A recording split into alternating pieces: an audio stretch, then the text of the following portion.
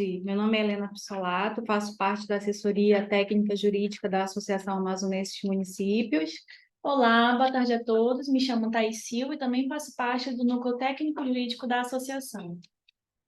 E hoje nós vamos iniciar mais uma programação do nosso AAM Capacita, programa este idealizado pela Associação Amazonense de Municípios, que tem o intuito de oferecer capacitação técnica aos gestores municipais nas diversas áreas temáticas envolvendo a gestão pública. E hoje nós temos como tema controle interno, gestão e fiscalização de contratos, considerando a nova lei de licitações, a 14.133. E o nosso programa hoje está com nível altíssimo, pois quem irá palestrar será nada mais, nada menos do que nossa convidada ilustre, a professora e doutora Cristiane Stropa, que é professora doutora e mestre pela PUC São Paulo, advogada especialista em licitações e contratos administrativos, membro associado do Instituto Brasileiro de Direito Administrativo, do Instituto de Direito Administrativo Paulista, do Instituto dos Advogados de São Paulo, do Instituto Nacional de Contratação Pública e também autora de diversos artigos e palestras na área de contratação pública. Ufa, seja muito bem-vinda, doutora. Gratidão por aceitar nosso convite. Lembrando também que a professora está no Instagram pelo @crisestropa.professora. Vou colocar aqui no chat direitinho. Podem segui-la, que ela sempre está publicando diversos temas da parte da gestão pública. Vocês não irão se arrepender. Dando continuidade à nossa programação, mandem no chat o nome de vocês, os municípios que vocês estão representando, para a gente mandar aquele alô especial. E hoje a gente vai fazer um pouquinho diferente. Geralmente a gente faz as perguntas ao final. Mas como a doutora Cristiane irá abordar 3 temas, que é o controle interno, a gestão e a fiscalização, vocês poderão fazer as perguntas, as sugestões durante a apresentação dela, que a gente vai pedir licença, e vamos ler as perguntinhas de vocês. Considerando que a nossa palestrante é de excelência, nível nacional, aproveitem para tirarem suas dúvidas. As dúvidas de hoje é o conhecimento de amanhã. Então, procuradores, assessores, controle interno, gestores, fiscais, gestores municipalistas que estão assistindo a programação, tirem as suas dúvidas, façam suas perguntas, a gente já alinhou com ela, já falamos da nossa realidade, da logística do Amazonas, então ela super compreende e está disposta a nos ajudar no fortalecimento da governança. Então, sem mais delonga, doutora, eu passo a palavra para a senhora realizar a sua saudação e iniciar a sua apresentação. Muito obrigada, Helena. Eu queria, de início, assim, parabenizar, né, a Associação Amazonense de Municípios, né, por fomentar realmente o conhecimento. É isso que, inclusive, na temática de contratações, que a Lei 14.133 quer. Não há outra maneira, senão pelo conhecimento. Então, eventos como esse, né, eles possibilitam isso. Eu acho que, mesmo que seja online, eu acho que não há perda, né? A partir do momento que a pessoa pode fazer seus questionamentos, interagir com o palestrante, eu acho que isso é por isso até a minha possibilidade de dizer, não, façam as perguntas durante a minha fala, porque isso conduz também melhor a minha fala, porque se deixar só para o final, muitas vezes você esquece da pergunta, então acho que isso vai ficar mais como um bate-papo, eu não vou falar que é uma palestra, né, nem uma aula, porque quando a gente faz referência à Lei 14.133, ninguém sabe tudo, né? E, na verdade, eu também sou uma aprendiz igual vocês. Talvez a diferença é que eu respiro contratações públicas 24 horas por dia, né? Mas, de resto, também estou aprendendo, também sempre que posso. Ouço os colegas falarem, faço curso, igualzinho vocês, gente, porque essa lei ela é multitemática. Até né, as meninas não falaram aqui, mas eu não sou só uma teórica, tá bom? Que atualmente eu não estou vinculada a lugar nenhum, mas até há um mês atrás eu era assessora no Tribunal de Contas do município de São Paulo. Tanto que já estive aí em Manaus, no Tribunal de Contas aí do Estado, falando, né? Então, assim, tenho muito conhecimento dessa parte de controle, é uma parte que eu estou me dedicando também a estudar. Estou concluindo aí um MBA de controle, exatamente para me aprofundar nisso, até porque a nova lei trabalha esse ponto. Bom, preparei um material, esse material já foi encaminhado aí para a associação, então o pessoal vai disponibilizar esse material para vocês, tá bom? E lá também tem os meus contatos, né? Elas passaram aqui os meus contatos no Instagram, mas tem o meu e-mail também. E alguém querendo depois tirar uma dúvida, pode mandar, viu, gente? Às vezes eu demoro um pouquinho, porque também sou professora universitária, então às vezes o dia é um pouquinho corrido. Mas eu sempre que eu posso, eu respondo, eu gosto dessa interação, tá bom? A gente sempre aprende com a dúvida do outro. Então, a minha ideia aqui, eu vi, há muita gente aqui do jurídico, né? Eu estava vendo aqui vocês colocarem de onde vocês são, qual é a função, muita gente de jurídico, muita gente de controle interno, né? Então, assim, eu não vou falar sobre o que é o controle interno, a ideia aqui não é essa, a ideia é a gente trabalhar o controle interno dentro da Lei 14.133, tá bom? Então, e depois a questão dos contratos. Quanto mais dúvida vocês saírem, para mim, melhor. Eu não estou aqui para resolver o problema, eu estou aqui para colocar, tá? Muitas dúvidas para que vocês meditem sobre isso e dentro da realidade doente de vocês, vocês tenham lá uma possibilidade de solução, tá bom? Porque essa lei, eu falo que isso é muito bom, ela não dá uma resposta pronta, tá bom? Ela dá assim, um universo de situações que você vai poder olhar e dizer, não, esta solução, a meu ver, é mais adequada. Só que para isso a gente precisa ter o quê? Conhecimento para poder saber qual é a melhor solução. Bom, eu já vou compartilhar, porque o nosso tempo é curto, pensando, inclusive, no universo de coisas que eu tenho para falar. Bom, penso eu que vocês já estão visualizando aqui a apresentação? Meninas, só me façam um ok, assim, estão visualizando. Sim, doutora, tudo Tá, ok. tá. Bom, eu consigo, gente, como eu trabalho com 2 telas, eu consigo acompanhar, tá bom? Qualquer coisa do chat, muito embora elas já disseram que vão verificar aqui, né, as questões e me passar, mas eu consigo também acompanhar aqui o chat. Bom, eu começo até para que a gente vai começar pelo tema do controle, tá bom? Mas tendo em vista o que aconteceu na última sexta-feira, eu acho que é bom, até porque isso para mim dialoga com a questão do controle. Quem vai ter que ajudar a administração se posicionar é o controle interno, claro, em diálogo pleno com o jurídico. É pensar como é que a gente vai fazer uma vez que a MP 1167 caducou, tá bom? Então, temos que nos atentar para isso.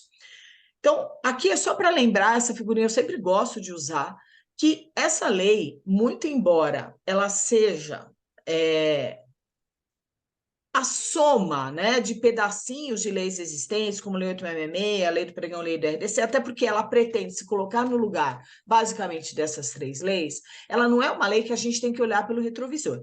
Sei que vocês podem já ter escutado isso de outros, né, de outros professores, eu acho que nunca é demais, porque é o tipo da coisa que a gente tem que incorporar por osmose, sabe? Para exemplificar, eu tenho uma biblioteca, eu não estou nela agora, mas eu tenho cheia de livros, né? Porque eu trabalho com isso daqui há mais de 30 anos, eles também não falaram, talvez para não entregar a minha idade, mas eu trabalho com contratação pública desde o Decreto-Lei 2300. Eu comecei a trabalhar com contratação em 88. Então, só para vocês terem uma ideia, eu sou antes da Lei 866. Então, eu tenho um monte de livros sobre o tema. E aí veio a nova lei. O que aconteceu com aqueles livros? Eu já usei algum do passado? Não, porque a partir de lá eu comecei a ter livros com relação à nova lei. Então eu tenho outro monte de livros. O que seria o mundo ideal? Eu jogar fora. Eu jogar fora. Falar, isso aqui não me serve mais, né? Porque agora eu tenho uma outra lei. Então, a gente... Claro que eu não vou jogar fora, porque conhecimento não se perde. Então, entendam essa a analogia que eu estou fazendo aqui da seguinte maneira: o conhecimento que eu incorporei, ele vai servir para eu me posicionar e pensar como é que eu vou usar a nova lei. Mas eu não vou olhar para a nova lei como alguma coisa que eu já conheço. Ah, não, ela revogou as 3, eu já sei, usei muito a Lei 866, fiz muito pregão na minha vida, talvez a RDC não tanto, mas fiz muito pregão, então eu já sei tudo. Não. Aí está o nosso erro. Quanto mais tempo, por isso que eu sou assim, muito preocupada, eu sou muito crítica comigo mesmo. Eu sou uma daquelas que rala de estudar essa nova lei. Por quê? Porque eu não quero me deixar levar pelos meus preconceitos. Eu tenho muitos preconceitos. Só que eu estou equivocada se eu olhar com um mero espelho retrovisor, sentadinha na minha cadeira e dizer, não, se estudar, não, eu já sei tudo. Não, gente, eu não sei. Por quê? Porque a nova lei, ela é exatamente esse desenho aqui, que é do Davidson Barcelos, do site O Licitante. A nova lei é esse bichinho esquisitinho aqui, que é uma junção de coisas que a gente já conhece. Então, é óbvio que eu concordo que ela não é inovadora, ela não está trazendo uma coisa, nossa, muito disruptiva. Claro que não, a sistemática é do pregão. A gente já sabe como é que o pregão funciona. Muito embora agora a mesma sistemática é para o pregão, para a concorrência, mas eu já sei. Tá? Então, eu já conheço a lei 866, já conheço a lei do pregão, alguma coisinha talvez do RDC, a lei das estatais, ela bebe da fonte da lei das estatais, ela tem respaldo em muitas decisões do TCU, não do TCE. Ela pega decisões do TCU na íntegra e coloca lá dentro. Essa parte, por exemplo, que a gente vai falar de reajuste do contrato e revisão, quando ele faz aquela estruturação, reajuste em sentido estrito e repactuação, quem é que trabalhou isso? O TCU. Por quê? Porque a Lei 866 falava em reajuste e revisão. Ela não falava em repactuação, porque a repactuação surgiu com a terceirização. A terceirização, ela surge a partir da emenda 19. Ela não surge quando surge a Lei 866. Então, a gente precisou, com a figura da terceirização, trazer para dentro do contrato uma forma de atualização referente ao quê? A mão de obra que uma empresa vai alocar para mim, que sou governo. Tá? Então, há decisões integrais do TCU colocadas dentro da lei, a questão de marca, posição do TCU, e instruções federais, normativos federais.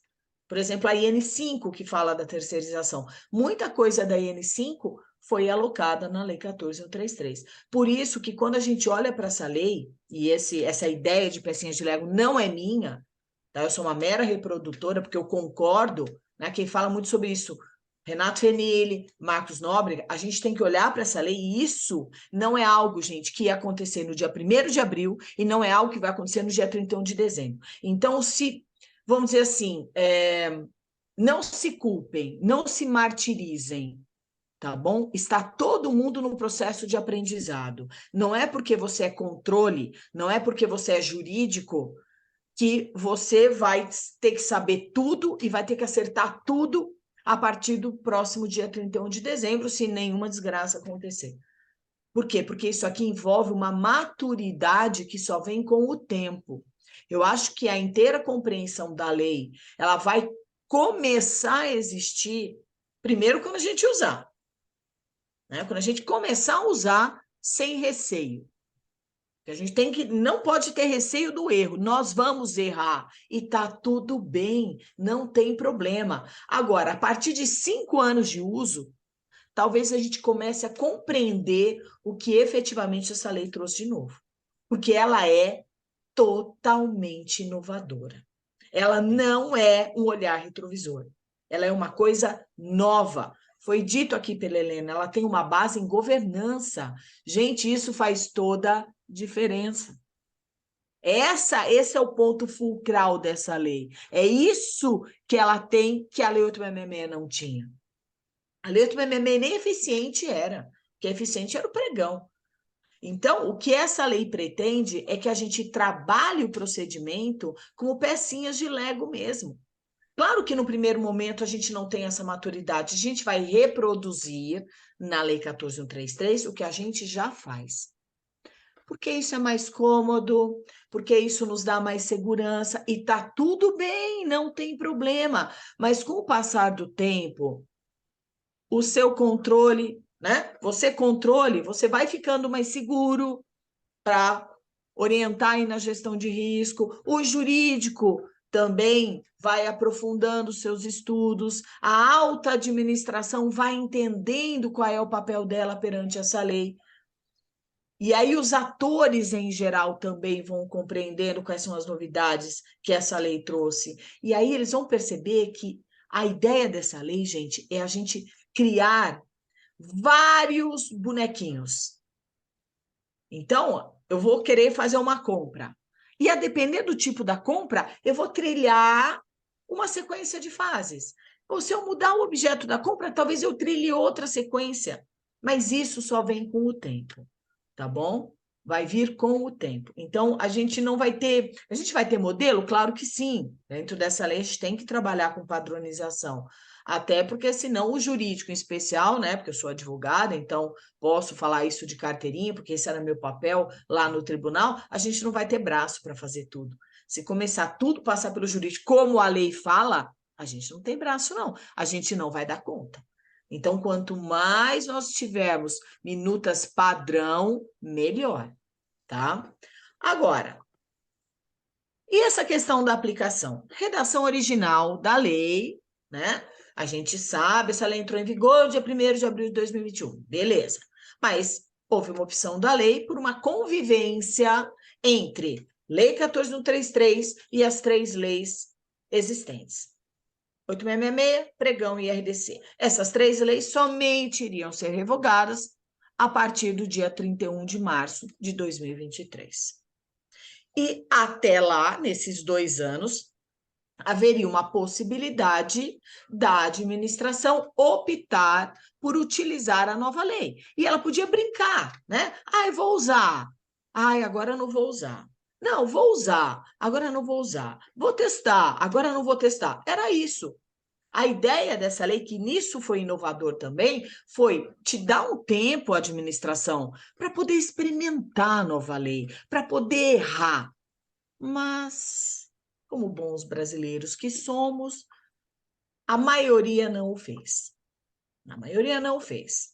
Claro, houve muita pressão, houveram alguns questionamentos, como por exemplo, mas como é que eu vou usar a lei se eu não tenho PNCP? Como é que eu vou usar a lei se eu não tenho regulamentação? Meu Deus, precisa criar não sei quantos regulamentos. Meu Deus, mas espera um pouquinho. E aí, se eu vou regulamentar, eu começo por onde? Que regulamento eu tenho que fazer primeiro para poder usar aquela lei? Então, eu confesso, né, isso muitas vezes eu conversando com os colegas que são advogados, eu falo, gente, eu acho que nós também somos responsáveis, né? Porque quando a gente fala para um público que é de gestores, se a gente ficar botando muita dificuldade, fala, não, porque essa lei é complexa, essa lei não sei o quê. Nossa, tem gente, eu tenho um colega que fala, essa lei é horrorosa. Ainda tem gente que fala assim, para essa lei ser horrorosa falta muito. Então, veja, isso ajuda vocês? Não. É a lei que eu queria? Não, mas é a lei que temos e eu acho que ela é boa. Veja, a lei do MMA que é péssima. A gente não, né? Tipo Walking Dead, a gente não quer que ela morra, gente. Era para ter jogado terra nela há muito tempo. Para que a gente continua usando uma lei que é horrível? Ela é horrível. E mesmo com uma lei horrível, horrorosa, burocrática, que não deixa a gente pensar, não deixa a gente dialogar com o mercado, a gente fez muita coisa boa. E essa lei, ela parte de uma outra premissa, ela fala assim, vou conversar, eu sou governo, a Helena é privado, Helena, vamos sentar aqui na mesma mesa, vamos dialogar, vamos acordar, é isso, eu quero a sua expertise, Helena. Claro que nada é escondido, porque isso é governança. Então, isso foi legal dessa lei. Agora, qual foi o grande problema? Uma coisa é eu saber quando é que as 3 leis iam ser revogadas. Outra coisa é, tá bom, e aí, Cristiane, quando é que eu viro a chave? Quando é que eu viro a chave? Que ato que eu, gestor, tenho que praticar para garantir, por exemplo, que a partir do dia 1º de abril de 2023, eu vou continuar usando a Lei 866 ou a Lei do Pregão? O que eu tinha que fazer? Isso a lei não disse. Aí foi aquela polêmica, né, gente? É a SEGES que falou que isso era publicar o edital. Ou, no caso de contratação direta, publicar o ato da autoridade. Aí veio a AGU e falou, não é isso, porque aqui há uma mera opção. Opção é um ato que você coloca no processo. Então, você abre o processo e se o gestor falar lá, eu vou usar a lei do pregão, pronto, basta isso. Então, foi uma polêmica. tá? Isso aqui realmente foi uma polêmica, infelizmente. Então, em face da pressão, especialmente de municípios, o que acabou acontecendo, para o bem ou para o mal, a gente prorrogou. Houve a expedição dessa medida provisória, a 1167, que colocou, gente, um prazo. E esse prazo foi escolhido pelo quê? Porque, como eu falei para vocês, tinha um prazo da SEGES, tinha um outro prazo que era a AGU falando, aí nesse meio do caminho entrou o TCU no meio, virou um balaio de gatos. Aí a medida provisória pacificou o negócio. Falou, não, tá bom. Ela foi expedida, lembra? No dia 31 de março, uma sexta-feira. Para dizer, prorroga-se a vigência das 3 leis. Então, elas só vão morrer a partir do dia 31 de dezembro. Até o dia 30 de dezembro, elas sobrevivem. E aí eles acrescentaram, e aí é o que nos interessa nesse momento, e por isso que importa, assim, né, ao controle interno e ao jurídico, vocês têm que pensar nisso agora. Eles colocaram isso aqui, ó, que não tinha na lei. Era uma norma da SEGES. Eles colocaram qual é a virada de chave. Então, qual é a virada de chave? Publicar o edital ou ato autorizativo de contratação até o dia 29 de dezembro. Por que 29 e não 30? Porque 30 é sábado, gente, 29 é sexta, você tem o problema do limite para fazer a divulgação. Então, a virada de chave é essa. Se você não publicar até essa data, já era. Você perdeu o processo, vai ter que começar tudo de novo com base na Lei 14.133. Tá? E essa opção, quer dizer, não basta só publicar, tem que ter uma opção, quer dizer, um ato administrativo da autoridade indicando de forma expressa, de forma clara, que você vai usar, qual é a lei que você está usando. Beleza, estávamos todos tranquilos, né? Muito embora essa temática de contratação, eu falo que eu sou doido que gosta disso, tá? Porque a gente vive numa evolução, a gente nunca tem segurança, gente. Tudo pode acontecer. E aí, nos grupos, a gente já conversava, putz, mas e se caducar essa MP? Porque mudança de governo, é um governo novo, tá pegando pé, tem, né? Um monte de medida provisória sendo expedida. E se caducar? E se caducar? Todo mundo falou, não, mas não vai caducar, não, não vai caducar. E o prazo passando, o prazo passando. O que aconteceu? Caducou. Caducou, gente. O prazo fatal era sexta-feira. E aí? Qual é o problema? Com relação a esse primeiro dispositivo aqui, qual é a nossa sorte? A nossa sorte é que esta lei complementar, que não tem nada a ver com contratação, ela trata de fundo de participação de município, então, né, ela, vamos dizer assim, ela serve para vocês por outro motivo, que não é contratação, mas essa lei, num contrabando legislativo pleno, ela inseriu esse dispositivo aqui, ela alterou a lei. Ela falou, olha, as 3 leis morrem a partir do dia 31 de dezembro. Então, a nossa sorte é que a gente tem a lei complementar. Porque se a gente não tivesse a lei complementar, eu não sei o que seria da gente. Acho que aí eu estaria desesperada junto com vocês. Porque se não tem isso aqui, volta, gente, quando a MP caduca, volta a vigorar a redação original da lei. Redação original da lei é assim, não fez até o dia 31 de março, já era. Então, você ia ter que pegar todos os processos que você abriu, a partir, é claro, não de lá, a partir, contando como sexta-feira. Tudo que você fez e que você não conseguiu publicar o edital, morre tudo, mata, guarda e começa tudo de novo. Olha que loucura que seria. Tá? Então, pelo menos, a gente sabe que até o dia 30 de dezembro, eu ainda tenho uma convivência conjunta entre a nova lei e essas 3 leis. Mas qual é o problema? E qual é a virada de chave? A gente não tem. Tá? E voltamos à estaca zero.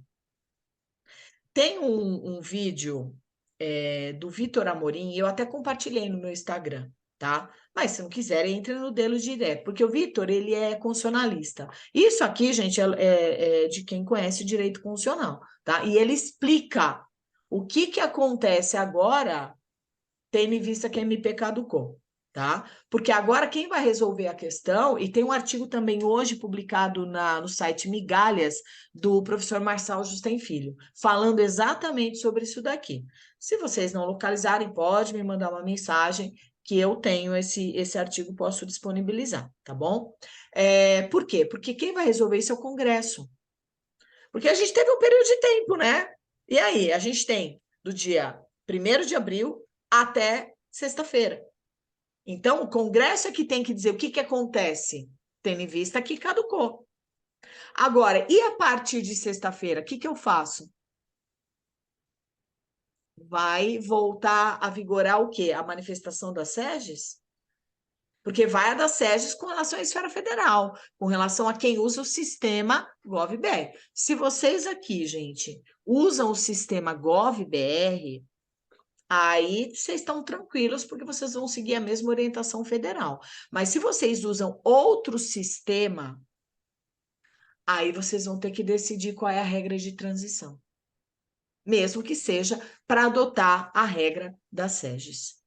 Deu para entender isso? Por isso que é uma preocupação inicial que eu tenho, porque isso aqui envolve gestão de risco da contratação. Então, a meu ver, controle interno tem que dialogar com o jurídico e auxiliarem a alta administração em como vão estabelecer essa regra de transição, tá bom? Então, por favor, gente, tipo assim, saiu da minha fala hoje, se não puder conversar hoje, vai conversar amanhã sobre isso. Não esperem para resolver isso, tá? Bota na agenda, prioritário, tá? Bom, com relação à questão do controle. O que é controle? Porque parece uma coisa simples, né? Mas cada vez que eu me dedico, né, mais a falar sobre esse tema, eu percebo que as pessoas não têm ideia. Talvez quem tenha ideia são vocês que trabalham com isso. Mas saiu daí aquilo que especialmente, eu sou, como eu disse, sou professora universitária, aquilo que a gente fala na academia não dialoga com a realidade. Isso é muito esquisito. Porque eu dou aula de controle. Agora, aquilo que eu falo sobre controle não é aquilo que eu vejo que é controle sob a ótica, por exemplo, da Lei 14.133. Então, há alguma coisa muito errada nesse contexto. Então, a minha ideia aqui, é claro, aproveitando também, né, um respaldo, porque eu não posso esquecer, como sou professora, eu gosto desses respaldos meio doutrinários, eu acho que a gente tem que pavimentar caminho, mas a gente tem que levar isso para uma realidade, tá? Então, eu vou trabalhar a ideia de controle me utilizando aqui de um doutrinador que, vocês, né, para quem especialmente fez direito aqui, já ouviu falar, que é o Eli Lopes Meireles, mas o professor Eli está morto há mais de 35 anos. Então, você pode falar, nossa, mas Cristiane, você está usando um jurista que nem vive está morto há tanto tempo. Então, muito embora eu goste da doutrina mais moderna, eu gosto disso, mas há determinados pontos que os clássicos não podem ser esquecidos. Talvez muito dos erros, né, nossos, principalmente, né, que somos mais jovens, é esquecer dos clássicos. Porque eu fico vendo muita gente reproduzir coisas como se tivesse descoberto a roda, e eu falo, filho, vai ver o fulano ali, que o fulano já falava isso. Então, você não descobriu nada novo, não. Você está parafraseando, sem indicação de fonte, uma pessoa que já falava isso. Então, os clássicos, a gente precisa revisitar, sim, mesmo que seja para discordar deles. E o professor Eli, ele já tem uma visão de controle que eu confesso para vocês, é a visão de controle moderna, que não é reproduzida, e depois eu vou colocar um outro conceito, só para a gente fazer um contraponto muito singelo, da professora Maria Silvia. A professora Maria Silvia Zanella de Pietro, ela é uma autora considerada moderna. Ela é atual, muito embora esteja aposentada da USP, né, a aposentada da Procuradoria, mas é alguém que constantemente está estudando. Então, ela tem uma visão atual, mas ela não representa, sob a ótica de controle, aquilo que, quando a gente fala em controle, aí focando controle interno e no controle externo, porque o sistema, né, compreende os dois, essa visão moderna. Então, o que é essa visão moderna? Fazer o controle é vigiar, orientar e corrigir. Eu só estou preocupada com isso aqui, eu não vou ficar analisando o resto do conceito. Gente, por que vigiar? É a posição atual, quando a gente pega, inclusive, né, assim, o controle interno mais terceira linha, tá bom? Que é a auditoria, porque a gente vai ver que tem essa diferença, né? O controle interno segunda e o controle interno terceira linha. É o controle interno terceira linha, a auditoria, com uma função mais preventiva, não repressiva. Que isso também é uma coisa inovadora, né? Essa função do controle interno prevenindo, por exemplo, respondendo consulta. Eu via isso, que eu não fui auditora, tá? Eu não fui auditora no Tribunal de Contas, eu fui a assessora. Então, eu via muitos auditores da velha guarda com essas novas posições do Tribunal de Contas, com uma atuação mais preventiva, eles questionavam, eles falavam, não, mas espera aí, como assim? Como assim eu vou falar antes? Porque se eu falar antes, eu não me vinculo, aí como é que eu vou fazer o controle repressivo se eu já falei no preventivo? Gente, desculpa, a visão hoje de controle, ela é mais prevenção, porque isso é gestar risco. Eu sou mais preventivo que repressivo. Porque reprimir já foi, a coisa já aconteceu. Então, a gente tem que tentar fazer de tudo para que a coisa não aconteça. Então, essa ideia do vigiar, que a gente até brinca, né, no sistema Tribunal de Contas, é o tal do cão vigia. O cão vigia é aquele cachorro que não, imagina assim, ele não vai ficar esperando atrás do matinho para te pegar. Isso é o cão de caça. O cão vigia é aquele que ilumina o seu caminho. É como nós que somos controle, nós somos a luz que ilumina o gestor. Gente, isso é um papel relevantíssimo. Então, essa é a ideia de vigiar. Eu estou ao seu lado, ainda mais o controle interno, porque ele está dentro da estrutura da administração. Por isso que eu estou amando a Lei 14.133, porque ela jogou um holofote no controle interno. Porque, desculpa, eu sempre questionei isso. Eu falava, gente, como é que o controle externo pode ser forte se a administração não tem um controle interno forte? Porque o controle externo, e eu posso falar isso de carteirinha, ele não dá conta. Gente, é muita coisa para controlar. E olha, eu vim de um Tribunal de Contas do município de São Paulo. Ele só tinha um município como objeto. E a gente não pegava tudo. Imagine aí, que é o Tribunal de Contas do Estado, que pega o Estado e os municípios com as realidades que vocês têm. Você acha mesmo que o tribunal pega tudo? Ele pega o que dá para pegar, gente. Muita coisa escapa. Então, ele precisa do controle interno. Ele precisa de um controle interno forte, de um controle interno que entenda o seu papel, porque isso facilita até a atividade do controle externo. Então, essa é a ideia do vigia. Alguém que vai pegar a minha mão e vai iluminar meu caminho. Por isso, preventivo. Vou orientar. Sim, se eu tiver que responder consulta, vou responder consulta sim. Qual é o problema? Vou emitir orientações. Não importa que modelo. Relatórios, enunciados, não sei. Isso não importa. Isso aí vocês decidam como é que vocês vão fazer isso. Mas quando eu tenho uma orientação, fica tudo mais fácil.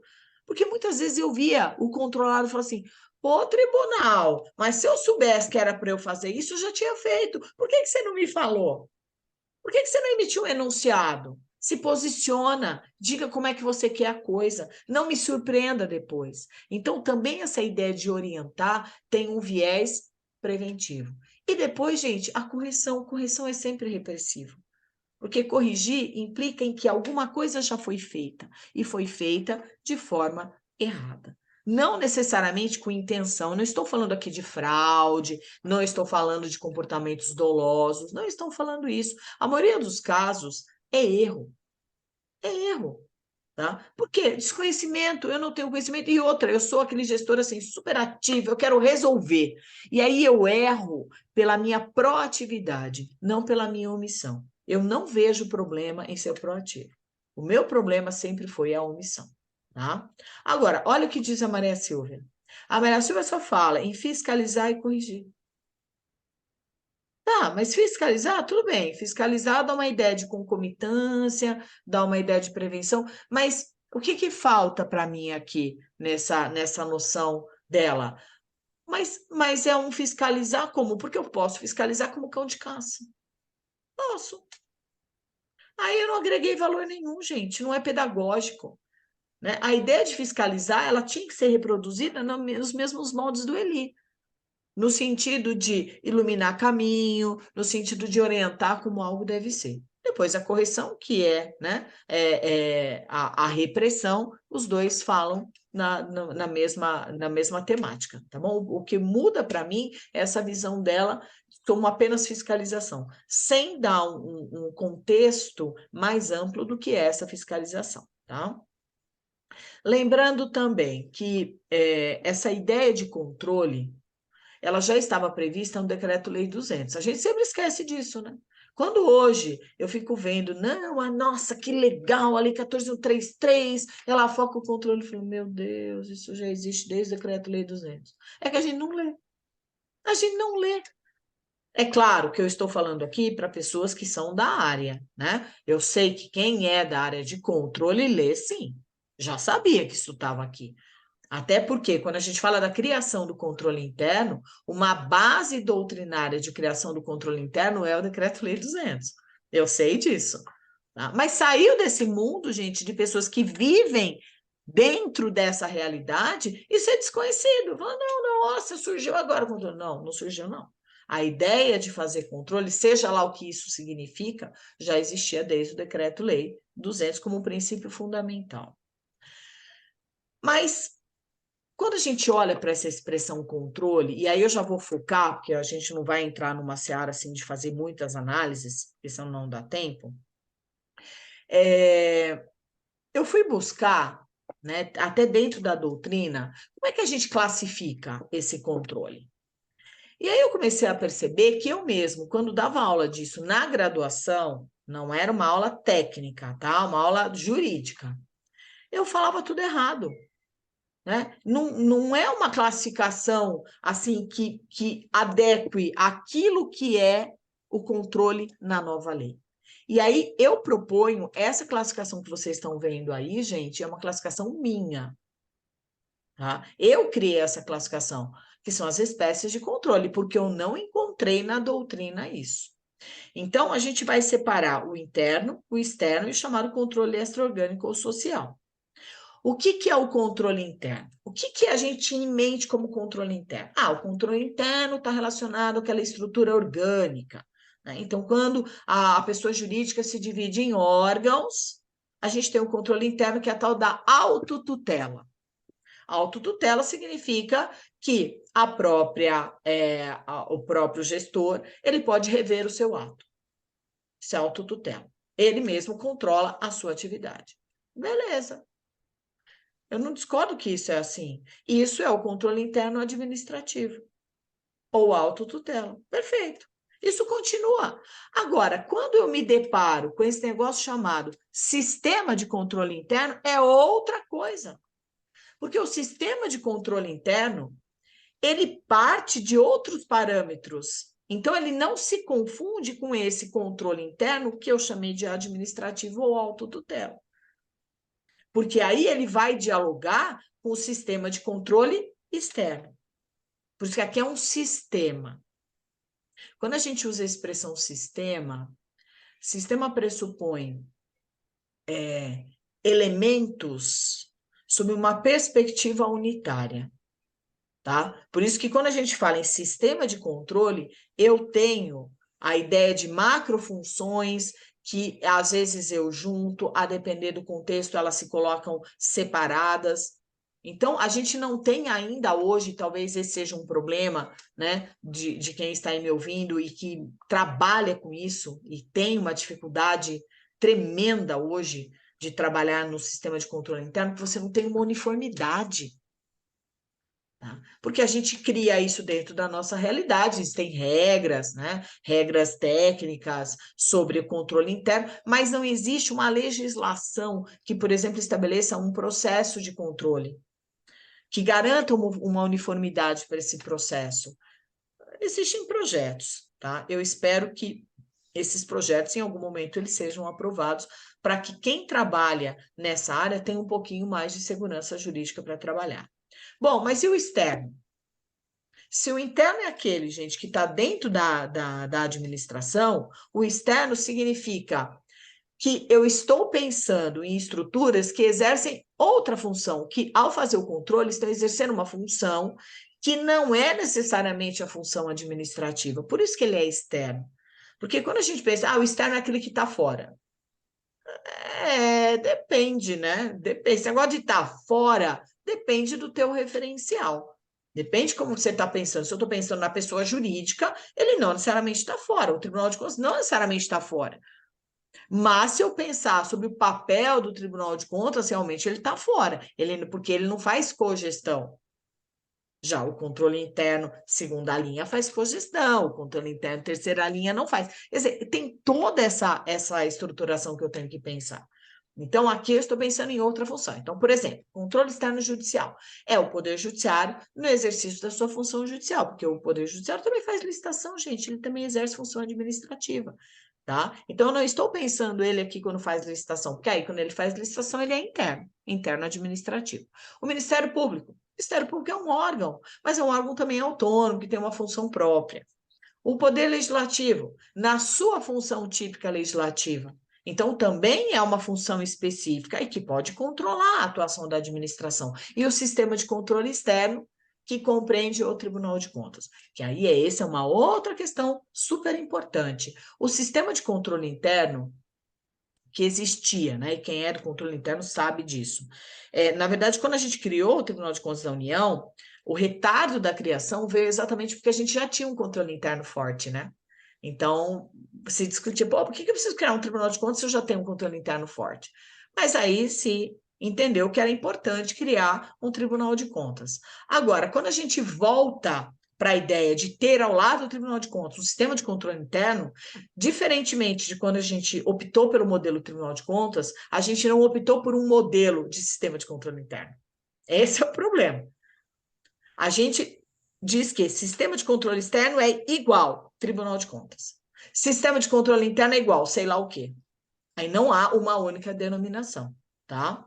E depois o extra-orgânico social, que está na lei 14.133, lá no artigo 69 caput, que é o controle feito por cada um dos administrados. E que aí, eu não sei se vocês já se perceberam disso, vai ampliar, tá bom?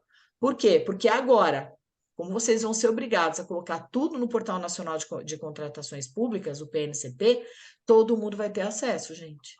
Eu aqui, Cristiane, que estou aqui em São Paulo, e juro, eu tenho essa curiosidade, tá? Vira e mexe, eu tendo um tempinho, eu entro lá e fico fazendo busca. Eu vou entrar no PNCP, vou procurar edital de cada um de vocês. E vou ficar fuçando nos processos de vocês. Não é só que eu vou ver edital, não é só que eu vou ver contrato, não é só que eu vou ver ata de preço. Não, gente, eu vou ver os seus processos. Então, amigo advogado, amigo jurídico, você sabia que o seu parecer vai ficar lá no PNCP? Ou seja, eu aqui em São Paulo vou ter essa curiosidade, sim. Eu vou entrar lá e falar assim: deixa eu ver o parecer. Eu sei que a Maria Antônia não é jurídico, tá? A Maria Antônia já falou que ela é do controle interno, mas é quem está aparecendo aqui para mim nesse momento. Mas vamos imaginar que a Maria Antônia fosse procuradora. Vou entrar lá no município de Itamaraty, vou ver o parecer da Maria Antônia. Gente, eu vou ver, porque vai estar lá. Então, isso vai fazer com que a sociedade, e não é só quando a gente fala sociedade, as universidades, repórter, todo mundo vai ter acesso e vai poder questionar. Então, a gente vai ter que melhorar os nossos atos, tá bom? Bom, o que mais? Com relação, e isso aqui é importante, ao momento do controle, cuidado. Não vamos confundir prévio com preventivo. A doutrina normalmente confunde. Fala, se você pegar qualquer doutrinador e falar, prévio e preventivo é a mesma coisa. Não é. A própria Lei 14.133 trabalha diferente. Controle prévio. O controle prévio é aquele controle, tanto prévio e preventivo, são antes do ato ser expedido. Beleza. Mas o prévio, gente, o prévio é assim, precisa que o controle se manifeste como condição do negócio existir. Pegar o jurídico. O jurídico, pela nova lei, artigo 53, parágrafo 4º, se não me falha a memória, ele vai fazer controle prévio de legalidade dos processos. Gente, não é controle preventivo, é controle prévio de legalidade. Como é controle prévio, o processo tem que passar pelo jurídico. Se o jurídico não se manifestar, não é que o processo é nulo. O processo não existe, a falha é muito mais grave. Isso é prévio. Se não houver manifestação, é como se o processo não existisse. Diferente do preventivo. O preventivo é aquele controle que vai acontecer se ele for necessário. E se ele acontecer, ele antecede o ato. Mas se ele não acontecer, isso não macula o procedimento. Por isso que ele é preventivo. Tá bom? Então, não vamos confundir prévio com preventivo. Por exemplo, né, tem muito controle interno aqui. Controle interno faz controle prévio? Não. Pela lei, não. Não quer dizer, eu não conheço as normas de vocês, não quer dizer que vocês não possam ter colocado em normativos próprios que em algumas temáticas vocês vão fazer controle prévio. Tudo bem. Agora, a lei coloca isso como atribuição do controle interno? Não, mas coloca como atribuição do jurídico fazer controle prévio. O controle interno vai fazer controle preventivo. O jurídico, ora ele vai fazer controle prévio, porque a lei diz que é prévio, ora ele vai fazer controle preventivo, em algumas outras circunstâncias, quando ele for demandado para falar em alguma coisa, tá? O concomitante ou sucessivo, por exemplo, o fiscal de contrato, o gestor de contrato faz controle concomitante. E o controle subsequente, esse não é tão polêmico assim. Com relação às matérias de controle, gente, quando a gente fala em matéria de controle, então, por exemplo, controle atinente à legalidade e legitimidade. Esse controle, porque para mim aqui legitimidade não é a legitimidade do controle interno, tá? Eu sei que existe essa diferença, porque o controle interno entra em legitimidade, eu chamei isso de mérito, tá? Para mim, a diferença entre legalidade e legitimidade é que legitimidade analisa competência, é só isso, tá? Eu sei que tem divergência, por isso que eu estou me posicionando como é que eu classifico isso. Quem é que faz esse controle de legalidade e legitimidade para mim? Jurídico. E o controle interno? O controle interno entra no mérito, gente, porque jurídico não vê mérito. O jurídico é cara a crachá, o jurídico é mera conformidade. O jurídico não entra na intenção do gestor, por que o gestor quis fazer aquela contratação. A gente olha se os requisitos normativos foram atendidos. E o controle interno? O controle interno, não. Ele vai além. Por quê? Compete a ele atuar na gestão de risco. Claro que numa posição diversa, se ele é segunda ou terceira linha. Mas aí ele vai analisar essa questão de mérito, tá? E é que alguns dizem que é a legitimidade. Tudo bem. Aí ele analisa conveniência, oportunidade, e ainda existe o controle sobre a gestão, que esse é específico. Então, controle sobre gestão, olhando eficiência, eficácia, efetividade e economicidade. Porque isso daqui o jurídico não olha, gente. O jurídico não entra nesse aspecto. Tá? E isso é papel de controle interno.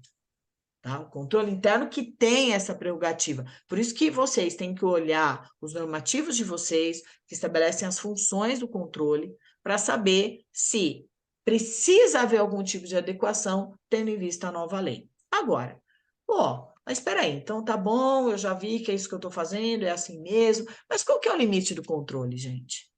Até onde o controle pode ir? Eu estou colocando aqui para vocês uma posição que muitas vezes ela não é muito conhecida. O limite do controle é o chamado princípio da deferência. Quem fala sobre esse princípio é um autor que eu adoro, que é o Eduardo Jordão. Deferência, gente, está relacionado a essa reverência que a gente faz, tá? Então, quando eu tenho a ideia da deferência, o controle se afasta, porque o controle tem que respeitar a escolha feita pelo gestor. Aonde está escrito isso, gente? Na LINDB. Eu tenho que respeitar as opções do gestor. É muito fácil o controle do ar-condicionado. Por isso que a gente fala direito administrativo do medo. Não, todo mundo tem medo do controle. Sim, porque o controle é aquele ser que aparece depois, né, quando a coisa já não está mais naquela loucura, e aí ele aponta, isso aqui está errado, isso aqui está errado. Pô, mas espera aí, filho. Mas naquele momento eu não tinha nem como ver isso, eu tinha que resolver. Gente, foi o que a gente passou na pandemia. Vocês sabem disso, tá? Veja, a pandemia foi uma escola para a gente perceber que a gente tem que respeitar a escolha do gestor, que é muito fácil. Por isso que os tribunais de contas tiveram que mudar a sua postura na pandemia, porque anos depois a gente nem lembraria que a gente passou por períodos terríveis e que a gente tinha como gestor que tomar decisões. Então, o limite do controle é a deferência, é o respeito à escolha feita pelo gestor. Quem controla não gesta. Tá? Vocês têm que fazer uma plaquinha e colocar em cima da mesa, ou botar como expressão do seu computador. Quem controla não gesta. É tipo ata não é contrato, que é outra frase que a gente não pode esquecer. Se ata não é contrato, quem controla não gesta. Porque se eu quero gestar, eu viro gestor. Eu sou controle. Eu não posso escolher. Quem escolhe é o gestor. Tá bom? Então, esse é o meu limite. Agora, e qual é a utilidade do controle? Gente, essa figurinha eu vi até num evento que eu estava assistindo da CGU, né? E um auditor estava fazendo a apresentação e ele colocou, eu falei, gente, aqui é a utilidade do controle. Sempre que se sentir inútil, lembre-se desta catraca.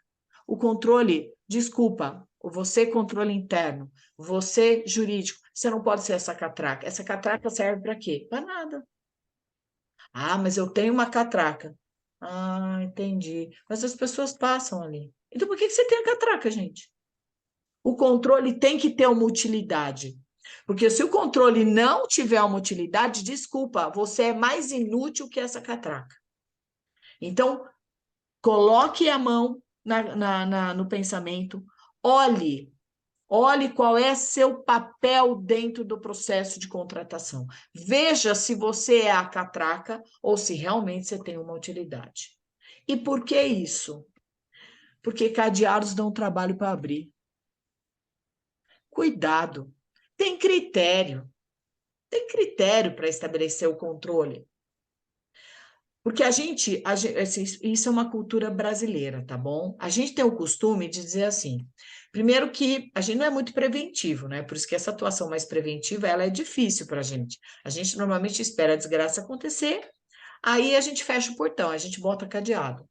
Então, só que se você colocar muito cadeado, a hora que você precisar abrir, putz, grila, você vai perder um tempo danado. Aí não adiantou nada. A gente vai criando o controle, do controle, do controle, do controle. Tá bom, mas qual é a efetividade disso? Nenhuma. Uma coisa que eu tenho visto, veja, não precisam me responder, tá? Só pensem. Com essa nova estruturação da lei, eu tenho visto muito controle interno virar tipo uma instância do jurídico. Então, o processo passa pelo jurídico, aí depois pelo controle interno. Eu pergunto, para quê? Para quê? Por acaso o controle interno virou revisor do jurídico? O controle interno é mais importante que o jurídico? Desculpa, quando o controle interno se coloca nessa posição, ele diminui o seu papel. Aí você ficou a catraca. Você não é revisor do jurídico, gente. Ou você entende qual é seu papel, ou desculpa, você não é revisor. Porque o que tem acontecido em algumas administrações é, como o jurídico sabe que o processo também vai para o controle, ele lava as mãos. Ele lava as mãos e fala, não vou ter muita preocupação, não, porque o controle pega. Eu não vou, não. Aquilo que eu não fizer, o controle faz. Não, gente, como assim? E segregação de função? Segregação de função é a Helena tem o papel dela e eu tenho o meu. Ela não pode esperar que eu faça o papel dela. E é isso que a gente tem visto na prática. Por isso que a lei trabalhou segregação de função. Tá? Então, não é porque ela coloca as linhas com relação ao controle, gente, que existe uma certa hierarquização. Não existe. Existe segregar a função. Cada um tem um papel dentro do processo. Tá? E qual é o critério para eu estruturar isso? O custo. O custo que está no artigo 14, Decreto-Lei 200, que quem é de controle interno conhece como ninguém. Então, se tiver um custo, aí eu vou trabalhar, porque aí existe risco, então eu vou ter que gestar o risco. Às vezes, gente, custa mais caro fazer a gestão do que a própria contratação. Aí eu estou perdendo tempo. Aí é a catraca. Então, não sejam catracas. Por favor, aproveitem para se valorizar. O controle ganhou um papel relevante. Então, valorizem, isso é um presente que a lei está dando para vocês. Dentro desse contexto, a lei trabalha a tal da governança, né? Governança, que pode ainda parecer um conceito muito distante. Hoje mesmo de manhã eu estava na PUC, né? E aí eu virei para os meus alunos, que são, peguei uma turma nova que já estava andando, então não é minha turma original, porque eu tenho trabalhado isso aqui. Falei, então, o professor, esse mês passado, trabalhou com vocês a expressão governança, eles ficaram me olhando, eu ouvi até o barulhinho, cri, cri, cri, cri.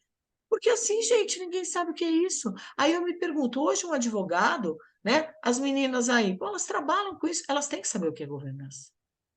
Tem que saber. Você milita na área, você não é uma expressão que hoje não tem conteúdo. Agora, até vir a nova lei, eu vou abrir o coração aqui para vocês, tá bom? Eu não fazia a mínima ideia do que era isso. E não é que eu já não tenha escutado, hein? Eu escutei. Quem? O ministro Augusto Nardes, quando presidente do TCU, ele veio fazer uma palestra no TCM, eu já trabalhava lá, e ele ficou falando de governança, gestão. Gente, eu confesso para vocês, eu fiquei ouvindo aquele negócio falando, gente, que coisa mais doida, não estou entendendo nada. E eu não estava entendendo nada o que era aquilo. Quando veio a nova lei, que eu vi isso, eu falei, putz, e agora? Eu vou ter que estudar esse negócio aqui, porque... E não é que eu já não tenha ouvido. E hoje eu faço parte da Rede Governança Brasil, disseminando essa ideia de governança, porque ela é a melhor coisa que a gente tem na lei. Então, quando a gente vai, e para quem, né, não teve a possibilidade ainda de se aprofundar nisso, pensem assim, a ideia de governança surge das empresas privadas, porque isso, né, essa estrutura de governança das empresas surgiu lá na década de 30. Porque era o seguinte, a empresa, no começo, todo mundo era familiar. Só que fica uma coisa meio confusa. Se eu sou dono da minha empresa, é meio confuso eu investir e saber que ao investir eu posso perder dinheiro. Eu fico num conflito. Então, você começou a falar, não, mas peraí, você tem que separar, bem. Você tem que separar quem atua a nível de governança e quem vai gestar a empresa. Você, que é dono, gesta, mas você tem que ter alguém para fazer a parte de governança. Ainda não entendeu, falou, nossa, mas a Cristiane está falando um negócio ainda, não estou entendendo o que a Cristiane está falando. Tem um filme, eu adoro esse filme, e eu percebi que esse filme trata de governança, que é um filme chamado Um Senhor Estagiário. Vale a pena assistir, gente. Tipo, ele até passa a sessão da tarde, ó, a Helena está concordando, tá? É um filme muito gostosinho de assistir, com Robert De Niro. Então, existe a Anne Hathaway, que ela é uma mulher que, né, casada, com filho pequeno e tal, e ela tem uma ideia, ela abre uma loja de venda de roupa online. E começa a crescer, gente, começa a crescer, tem muito investidor, tal. E aí ela abre um processo de contratação de estagiário e dentro desse processo contratar como estagiário pessoas aposentadas. E vem o Robert De Niro trabalhar para ela. Bom, ela não gosta dele no primeiro momento, mas aí, né, ele começa a ganhar a confiança dela, tal, e até virar até o motorista que guia o carro dela. E começa a dar muita dica para ela, né? Ouve muita confidência e ele admira ela. Só que os investidores estão, eu não vou contar o filme, tá bom? Eu só vou contar qual é a ideia da governança. Os investidores estão querendo que ela tenha um CEO. E ela vai para Nova York fazer uma entrevista com o CEO, e ele vai junto. Quando ela sai da entrevista, ele vira para ela e fala assim, que aí tem vocês entenderem, é uma passagem do filme que é governança e gestão. Ele vira para ela e fala, como é que foi? Ela fala, ele falou tudo o que eu queria ouvir, mas eu fico pensando, se na hora do vamos ver, se tiver alguma divergência entre eu e ele, vai valer o que ele falar. Sim, porque ele vai ser a governança e ela vai ser a gestão. Só que ela é dona do negócio. A ideia é dela. É isso, gente. Quem atua a nível de governança é a alta administração. Por isso que precisa definir. Me pergunto, vocês sabem, tudo bem, prefeito é alta administração, eu não nego isso, mas não é só ele, porque autoridade vários são, tá? Eu tenho aqui o Jussivelton, que é controlador interno. Ele é uma autoridade, mas ele não é alta administração. Certo? Então precisa definir quem é a alta administração. Prefeito, presidente da Câmara, secretários, precisa definir. A alta administração faz governança. Quem faz governança monitora, avalia e direciona. Ou seja, gente, diz qual é o caminho, qual é a direção. Por isso que a cada 4 anos a gente muda isso. Agora, assim, agora vamos aqui para um lado. Aí 4 anos vão para frente, agora vão para cima, agora vão para baixo. É isso. Quem atua a nível de governança diz qual é a direção. Então, joga essas informações através da estratégia para quem? Para a gestão. Aí a gestão, através do que a gente chama de ciclo PDCA, agir, planejar, executar e controlar, vai dizer assim, como é que eu faço para chegar lá? Então, governança diz qual é a direção. Agora, como é que eu vou fazer para chegar, para ir nessa direção? Isso é um problema de gestão, não é um problema de governança. E aí, o que a gestão devolve para a governança? O accountability. Responsabilidade, prestação de contas, transparência, ou seja, nisso tudo está envolvido o tal do controle. Tá? Aqui, uma figurinha bem simplesinha para a gente identificar aonde entra isso, nível estratégico e alta administração. Aí você tem abaixo nível tático, que é a gestão tática, controle interno e jurídico, e o nível operacional, que é o chão de fábrica, gente. Pregoeiro, agente de contratação, fiscal, gestor de contrato, nível operacional, tá? Essa aqui é um acórdão do TCU que faz essa diferença entre governança e gestão. Ó, governança define o que deve ser executado, ou seja, qual é a direção. Por isso que quem define política pública é a alta administração. Qual é a política pública? Qual é o caminho que eu vou seguir? Quais são as prioridades? Isso é alta administração. Aí vem o gestor e diz, bom, mas como é que eu faço? Aí é gestão, aí não é alta administração. Tá? Então tem que haver essa separação, gente, tem que haver essa compreensão de qual é o papel de cada um. Tá bom? Vou passar aqui. E isso foi reproduzido na lei. Tá? Aí a lei, quando ela vai fazer essa correlação, ela fala em controle, porque não existe governança se não houver controle. O problema é que esse controle interno tem pluris significados. Controle interno não é necessariamente o Jussivelton, que é um controlador interno. Pode ser, mas não necessariamente. Tá? Então, a gente precisa entender em que sentido a expressão controle interno está colocado aqui. Mas a gente sabe que não existe governança sem controle interno. Tá? E aí eu chamo a atenção para uma coisa. Esse acórdão do TCU é um acórdão recente que responsabilizou a auto-administração por não ter governança. Ó, bato palmas. Os tribunais de contas, e não se iludam, porque o TCE aí é bom. O TCE é bom. Eles vão começar a responsabilizar a alta administração, porque a responsabilidade não é do gestor, hein? Ó, olha a redação da lei. Responsabilidade é da alta administração. Então, temos que parar com aquela ideia de que a alta administração só manda como se as coisas aparecessem por combustão espontânea, né? Porque a alta administração, ela acha que ela só manda. Ah, eu preciso do carro. E aí o coitado do gestor que se vire para comprar o carro. Não, não. Agora, o êxito da contratação e o fracasso é da alta administração. Não é do gestor, gente.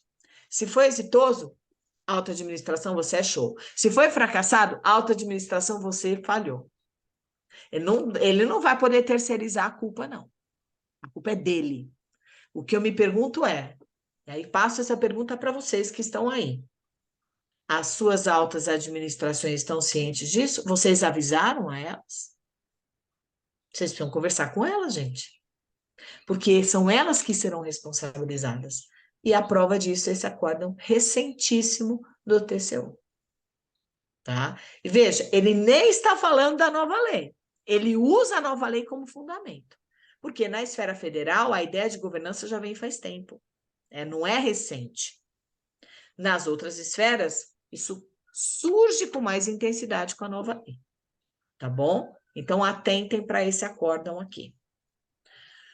A gente sabe que essa questão do controle, ela paira sobre todo o processo. Então, aqui eu só quis mostrar, porque o nosso foco, né, não é ficar falando de processo, mas para mostrar que o controle, olha ele aqui embaixo, ele espraia todo o processo, gente, desde a fase preparatória, passando pela seleção, né, do futuro contratado e depois a questão da gestão do contrato, tá? Então, ele dialoga com o planejamento estratégico, ele dialoga com os procedimentos auxiliares, ele dialoga com os sistemas que eventualmente forem escolhidos. A governança, ela existe para a gente poder atender como administração os objetivos colocados pela lei lá no artigo 11. Então, eu só vou conseguir alcançar esses objetivos se eu tiver governança. E pensem que, dentre esses objetivos, eu tenho, por exemplo, o superfaturamento. O superfaturamento é um problema de execução de contrato. Tá? Então, não adianta dizer que eu tenho governança e não atendo aos objetivos da lei. Não. Se eu não atendo aos objetivos, eu não tenho governança, gente. Uma coisa se relaciona com a outra. Um outro aspecto da governança porque aqui a gente tem a tal da concretização da governança, esse controle das contratações, tá? Eu vou dar uma corrida, porque 2 horas não dá tempo não, viu, meninas? É muito pouco tempo, tá? Mas vocês vão ficar com o material, tá? Doutora, para a senhora a gente Oi. tem todo o tempo do mundo. Pode ficar à vontade. Tá, mas é que eu não tenho todo o Pois tempo é, do mundo infelizmente. hoje, infelizmente, né? Eu vou ter que parar às 5 horas, aqui 5 horas para mim, tá, gente? Que eu sei que vocês estão uma hora para trás, mas infelizmente eu não consigo, tá? Então eu vou ver o que eu consigo aqui, nem que eu me comprometa, se vocês quiserem, tá bom? Até assim, coloco isso para vocês aqui, vocês pensem. A gente vê um outro dia para eu continuar, se não for nenhum inconveniente para vocês. Para Doutora, mim não seria. para a gente seria um prazer É, nós e deixarmos gestão de contrato e fiscal de contrato para um outro momento. Visto que a sua isso. apresentação de controle interno está de excelência e a gente não tem como É, perder. Então, eu acredito que todos tá. concordem.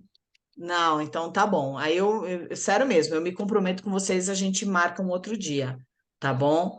João Paulo, o material vai ser disponibilizado para vocês, tá bom? Eu já encaminhei e vai ser disponibilizado, tá? Bom, então a gente vai falar hoje só sobre controle interno, tá? Porque assim é um tema muito vasto. Então eu sabia que não ia dar tempo, né? Mas eu falei, eu vou tentar. Mas assim, e mesmo vocês não estão fazendo pergunta, hein, gente? Gostaria muito, porque tem muita gente aqui da área, podem colocar suas perguntas que facilita até aqui no meu raciocínio. Mas vamos lá, vocês fiquem também assim, à disposição para perguntarem ou não. O artigo 69, se você comparar o artigo 69, ele parece que ele dialoga com o artigo 11, parágrafo único, porque meio que ele reproduz esse comportamento da alta administração. Mas ele reproduz apenas nessa parte aqui da responsabilidade, né? Levar em consideração os custos, ou seja, que compete à alta administração concretizar essa governança. Mas ele traz outras coisas, quando ele diz assim: implementação de práticas contínuas e permanentes de gestão de riscos e de controle preventivo. Opa! Governança é controle preventivo, que às vezes pode incluir o prévio. Por isso que eu falei, o controle interno, mas controle preventivo. O jurídico depende. A lei, ora, vai trabalhar o jurídico como controle preventivo, ora, vai colocar como controle prévio. Então, quando a gente atua em governança, no modelo da tal das linhas, que a gente vai falar, isso é controle preventivo. Então, agora eu não tenho como pensar no processo de contratação e não me estruturar pensando na gestão de riscos. Não tem como. Eu preciso. Tá? Eu preciso pensar nisso. E quem é que tem expertise para isso? Quem tem expertise é o controle interno. Não é o jurídico. Até porque a gente nem estuda isso na faculdade, gente. Quando eu tenho um advogado que vira auditor de controle interno, ou vira controlador, você acaba tendo que estudar isso, porque a gente não estuda isso. Isso é uma matéria técnica. Você tem normas técnicas que você precisa dominar, né? O COSO, você precisa dominar, são técnicas que a gente vai ter que manejar. Eu mesmo estou fazendo um MBA de controle para estudar isso, porque eu não conheço, pelo menos não conhecia, não estou passando a conhecer tecnicamente a questão de controle, tá? E ele fala na adoção de recursos de tecnologia de informação, sim, porque hoje você vai usar o portal, então o seu sistema precisa dialogar com o portal, então você tem que passar de um processo puramente físico para um processo eletrônico, porque senão você vai ter muita dificuldade. Se você ainda milita só com processo físico, gente, e aí a única coisa eletrônica que você tem é a competição, pense que todo o seu processo vai ter que ir para dentro do PNCP. Então, você vai ter que ver como é que você vai fazer isso, que você vai ter que colocar em PDF, depois como é que você vai colocar esses documentos, ou seja, fica uma coisa mais complicada. Então, já tem que pensar. Se já não pensaram, comecem a pensar. Como é que a gente vai migrar para um processo puramente eletrônico? Porque em algum momento o Tribunal de Contas vai pegar no seu pé. Tá? E aí toda a gestão de risco para a implantação de um processo eletrônico, quem é que auxilia? Controle interno. Porque obviamente tem risco, porque você está saindo de um processo puramente físico para um processo eletrônico. Então, o próprio manuseio do sistema de processo eletrônico, o próprio conhecimento de saber como é que funciona. Porque o que eu vi, principalmente aqui, né, quando a gente migrou de um processo físico para o processo eletrônico, vamos dizer que a coisa deu uma acelerada com a pandemia, que até então os nossos processos eram físicos no tribunal, foi que a gente reproduziu no eletrônico as mesmas falhas do físico. Aí, desculpa, gente. Eu sempre questionei isso. Eu falo, pô, então por que eu criei o eletrônico se as mesmas bobagens que a gente fazia no físico, a gente faz no eletrônico? Não, o eletrônico é uma utilidade, ele tem que agregar algum valor para a gente. Então, quem ajuda nisso é o controle interno, tá? Agora, esse controle, né, que está previsto lá no artigo 69, ele dialoga com o que a lei chamou de modelo das 3 linhas de defesa. E aí, o que significa esse modelo das 3 linhas de defesa? Logo que saiu a lei, a Fundação Arcadas, que é uma entidade de apoio vinculada à Faculdade de Direito de São Francisco, da Universidade de São Paulo, ela fez um evento sobre a lei, né? E foi um evento bem longo, assim, com vários professores do Brasil todo, até era um evento online que acontecia de sábado de manhã, e eu fui convidada para falar também nesse evento. Eu lembro que eu participei, assim, de 3 aulas, 3 temáticas. E a última temática era sobre controle. E aí eu me lembro que eles dividiram assim, foram 2 sábados, 6 professores. E eu era a última professora do último dia. Bom, eu me lembro que quando eu fui me preparar para dar essa aula, eu falei, bom, primeiro eu vou escutar o que os outros professores falaram na aula passada, né? Aí escutei, aí a pergunta que não saiu da minha cabeça, por que eu aceitei falar sobre esse tema? Meu Deus do céu, né? Eu não tenho o que falar que já não tenha sido falado. E aí, sabe aquela coisa que você entra na palestra, como eu era a última, eu falei, putz, ainda assim, com professores renomados, né? A professora Odete Medauer, que tem obras sobre o tema de controle. E eu falava, meu pai amado, o que eu vou falar, o que eu vou falar? Aí um professor virou e falou assim, não, porque esse negócio de 3 linhas de defesa parece time retranqueiro. É aquele time que fica só se defendendo para o outro não fazer gol. Eu falei, ai, pronto, agora eu já sei o que eu vou falar. Porque o modelo das 3 linhas de defesa não é nada disso. Quer fazer uma analogia com o jogo de futebol? Ok, não tem problema nenhum, estou usando a figurinha aqui. Só que o modelo das 3 linhas não é isso, gente. O modelo das 3 linhas, eu vou voltar aqui depois, tá? Ele veio daqui, e quem é do controle interno sabe disso. Ele é um modelo que foi instituído pelo IIA, tá? Que é o Instituto dos Auditores Internos. Ele é que criou esse modelo das 3 linhas de defesa. Por que 3 linhas de defesa? Que são linhas que se encontram aonde, gente? Dentro da administração, dentro da organização. Por isso que esse acórdão 171 do TCU, quando ele falava do sistema de controle interno, ele é formado pelas 3 linhas de defesa. Todas elas estão dentro da organização. Ó, primeira linha, segunda linha, terceira linha. Tá? Então, não tem nada a ver com o time retranqueiro. Quer fazer analogia? Diga assim, o modelo das 3 linhas implica dizer que eu tenho um time, não é que eu sou retranca, não, gente. Veja, eu sou corintiana, tá?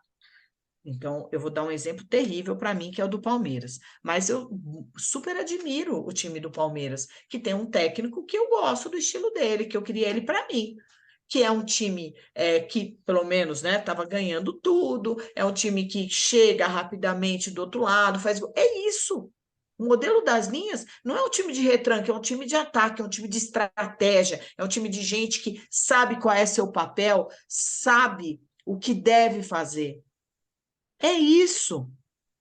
Ah, mas, Cristiane, não mudou esse negócio? Porque eu sou auditor, eu sou controlador, e eu sei que o nome não é esse. Não, você sabe, você não está falando nenhuma bobagem, e nem eu. Porque esse nome, por que foi dado esse nome na lei?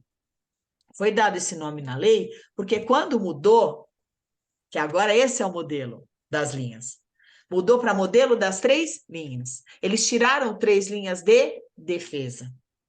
Só que quando mudou, gente, o projeto de lei já tinha sido aprovado pelo Congresso e estava com o presidente para sanção e veto. Então, não foi possível alterar isso na lei.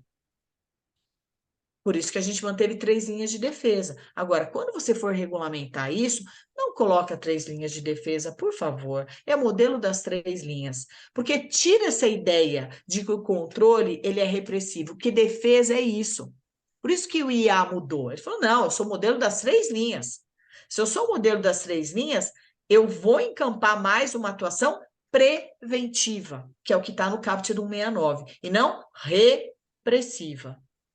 Tá? Essa é a ideia, tá? Agora, vamos voltar lá para a lei. A lei, quando coloca o modelo das linhas, ela trabalhou lá em 3 incisos. O inciso 1, primeira linha, inciso 2, segunda linha, inciso 3, terceira linha. Inciso 1, aí ela falou, servidores e empregados públicos, agentes de licitação, autoridade que atua na estrutura de governança. Ah, tá. Só que a lei é horrível, né, gente? Quem é agente de licitação? Sei lá, essa expressão não existe na lei, só surge agora. Ah, não, agente de licitação, Cristiane, é o agente de contratação. Não necessariamente. Até porque a lei disse quem é o agente de contratação. Então, esse agente de licitação é uma denominação que a lei criou aqui.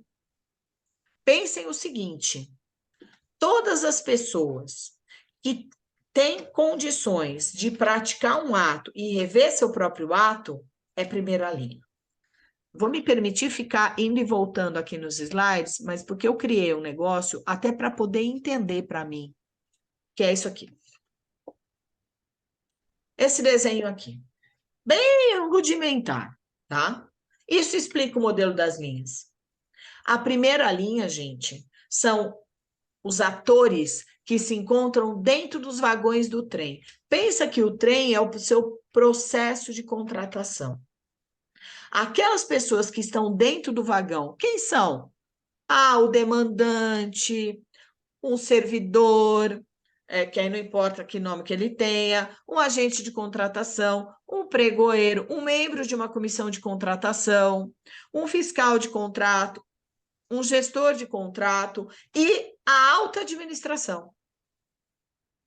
Então, qualquer outro serviço, uma autoridade e a alta administração, eles estão dentro dos vagões. Eles são primeira linha. Por que primeira linha? Porque ao mesmo tempo que eles colocam o trem para andar, gente, eles podem rever o seu papel. Eles fizeram uma coisa, pô, se não está certo, eles mesmos podem rever, eles não precisam ser demandados para isso. Eles podem agir de ofício. Eles fazem e eles mesmos corrigem. Essa é a ideia da primeira linha. Quem é segunda linha? Então, vamos voltar lá. Quem é segunda linha? Segunda linha, unidade de assessoramento jurídico e a unidade de controle interno. A segunda linha, pensando lá no trem, eles não estão dentro do vagão. Nem pode, gente, nem pode, porque quem controla não gesta. Na primeira, quem está lá é gestão. O outro é controle. Quem controla não gesta. Então, eles estão fora do trem. É claro que o jurídico, ele está bem pertinho do trem, ele está olhando para o vagão. Por quê? Porque o jurídico faz controle de conformidade. E a unidade de controle interno, ela está um pouquinho mais para trás. Porque essa unidade de controle interno, veja, e aí vocês têm que olhar para a sua estrutura. Se o que vocês fazem, quem está aqui, que representa controle interno, se você é segunda linha ou se você é terceira linha. Se você for segunda linha, você está mais pertinho do trem, tá? Porque você vai fazer cogestão. Você vai atuar na proteção, né? Na gestão de riscos, mas assessorando a alta administração a identificar o que é risco, porque você domina o assunto. Se você é terceira linha, ou você está longe, aí você é um órgão central de controle interno. Então, você está longe. Porque o órgão central de controle interno, gente, é o controle do controle. Então, nem todo, especialmente município, nem todo município tem o controle do controle. Às vezes ele só tem terceira linha, ou às vezes ele tem alguma coisa que é segunda linha. O que eu tenho me deparado, e eu peço para que vocês olhem os seus normativos, é que está havendo algum conflito. Eu já cheguei a ver normativo de controle interno, onde, na verdade, eu fiquei bem em dúvida se você era segunda ou terceira linha. Porque você tem que decidir o que você é, tá? Se você é segunda linha ou se você é terceira linha. Porque se você é terceira linha, você é auditoria. Aí é chamada auditoria interna. Então, você tem um outro papel, por isso que você está mais longe. E aí, a bobagem da lei quer colocar o Tribunal de Contas como terceira linha. Gente, Tribunal de Contas não é linha, ok? Linha está dentro da organização. Tribunal de Contas não está dentro. Tribunal de Contas está fora. Ele nunca está dentro. Então, foi erroneamente colocado aqui. Agora, a gente sabe que essa auditoria interna, que é a terceira linha, qual é a diferença dela para o órgão, desculpa, a unidade de controle interno? A unidade de controle interno, ela tem uma certa hierarquia, embora ele faça cogestão, tem uma certa hierarquia. A auditoria interna não tem hierarquia, hein? Ele tem que ter autonomia, até porque ele vai fazer ouvidoria, que é uma das macrofunções, então ele tem que ter autonomia. Tá? Então, por isso que precisa olhar o que você é. Qual é o seu papel? O seu papel é de segunda linha ou o seu papel é de terceira linha? Tá bom? Então, tem sempre que se fazer essa pergunta. Aqui são os atores que agora a gente identifica e que foram colocados nas linhas. Oi? Por gentileza, Oi, eu tenho uma dúvida. fala. Considerando as 3 linhas de defesa e considerando o papel do controle interno, que ele fica na segunda linha, Para o município, o prefeito, ele quer implantar a auditoria no município. O auditor, ele iria seguir as regras do artigo 7º e 8º? Ou Sim. sim, né? Segue as regras. Ou, principalmente porque há jurisprudência, tem uma jurisprudência do Supremo, dizendo que auditor de controle interno, ele é obrigatoriamente concursado. Não pode ser cargo em comissão. Fazer auditoria interna não pode, tá? Que aí a gente está falando da terceira linha, tá? Aí é Certo. terceira. Se for segunda, aí eu vou seguir o que está na lei do preferencialmente. Mas se for terceira, eu não posso seguir a ideia do preferencial, porque já tem jurisprudência. A lógica é a mesma, Helena, de auditor do Tribunal de Contas. Auditor do Tribunal de Contas obrigatoriamente é concursado, Certo. Mas aí o tá bom? auditor poderia contratar uma assessoria para dar suporte. Pode, aí é assessoria, aí é cargo comissão. Sim. Aí pode, né? Aí pode, aí tudo bem, porque aí vai modificar a questão do papel, né? Como eu lá no Tribunal de Contas, eu não fazia a auditoria, entendeu? Eu fazia a assessoria à auditoria, aí tudo bem, mas eu não sou, tanto que eu não era auditora, entendeu? Então tem que ter muito bem esse cuidado, Tá ótimo, tá? doutora. Muito obrigada. Imagina. Gente, com relação a esses atores, e para vocês entenderem, porque depois eu vou colocar até uns acórdãos recentes do TCU para vocês entenderem, e isso vai impactar, e muito embora seja o TCU, o TCE aí do Amazonas vai seguir isso. O que que a lei fez? A lei pegou os diversos atores e alocou nas linhas. Quais são os atores que a gente tem agora na nova lei? A gente tem o demandante, a gente tem essa figura super ampla que é o agente público, que é qualquer pessoa que exerce uma função do Estado, o agente de contratação, né, e seu irmão gêmeo pregoeiro, o fiscal, o gestor, o ordenador de despesa, a assessoria jurídica, o controle interno, o contratado, o controle externo, o administrado. Tá bom. Agora, quando eu penso nesses atores e olho para o modelo das linhas, não pensem que o modelo das linhas é como se fosse o sistema solar. Não é. Então, não é assim. Um está numa linha, aí o outro está na outra órbita, como se fossem órbitas, como se fosse degraus de escada. Não, não é assim que funciona. A melhor forma de você entender o modelo das linhas é esse desenho aqui. Tá? E tem que lembrar das aulinhas lá na escola, quando você estudava química, aos elétrons se chocando. Porque é isso, gente. Eles vão se chocar. Então, vou voltar lá no meu exemplo do trem. Pensa o seguinte, que há pessoas aqui na segunda e há pessoas aqui na terceira e há ainda as pessoas do Tribunal de Contas.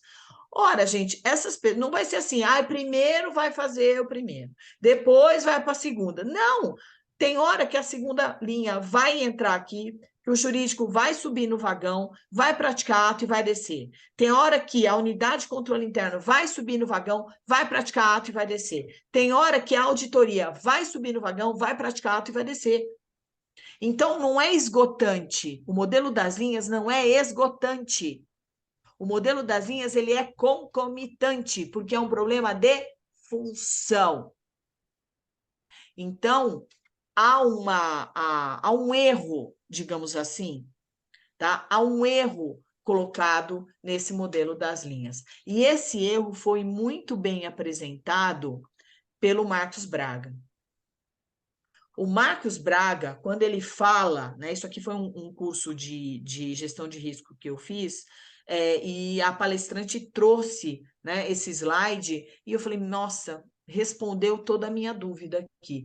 Porque o problema, especialmente para quem é daqui do controle, que conhece bem o modelo do IA, o modelo do IA das linhas, ele foi estruturado sob uma ótica de função. O modelo das linhas é por função.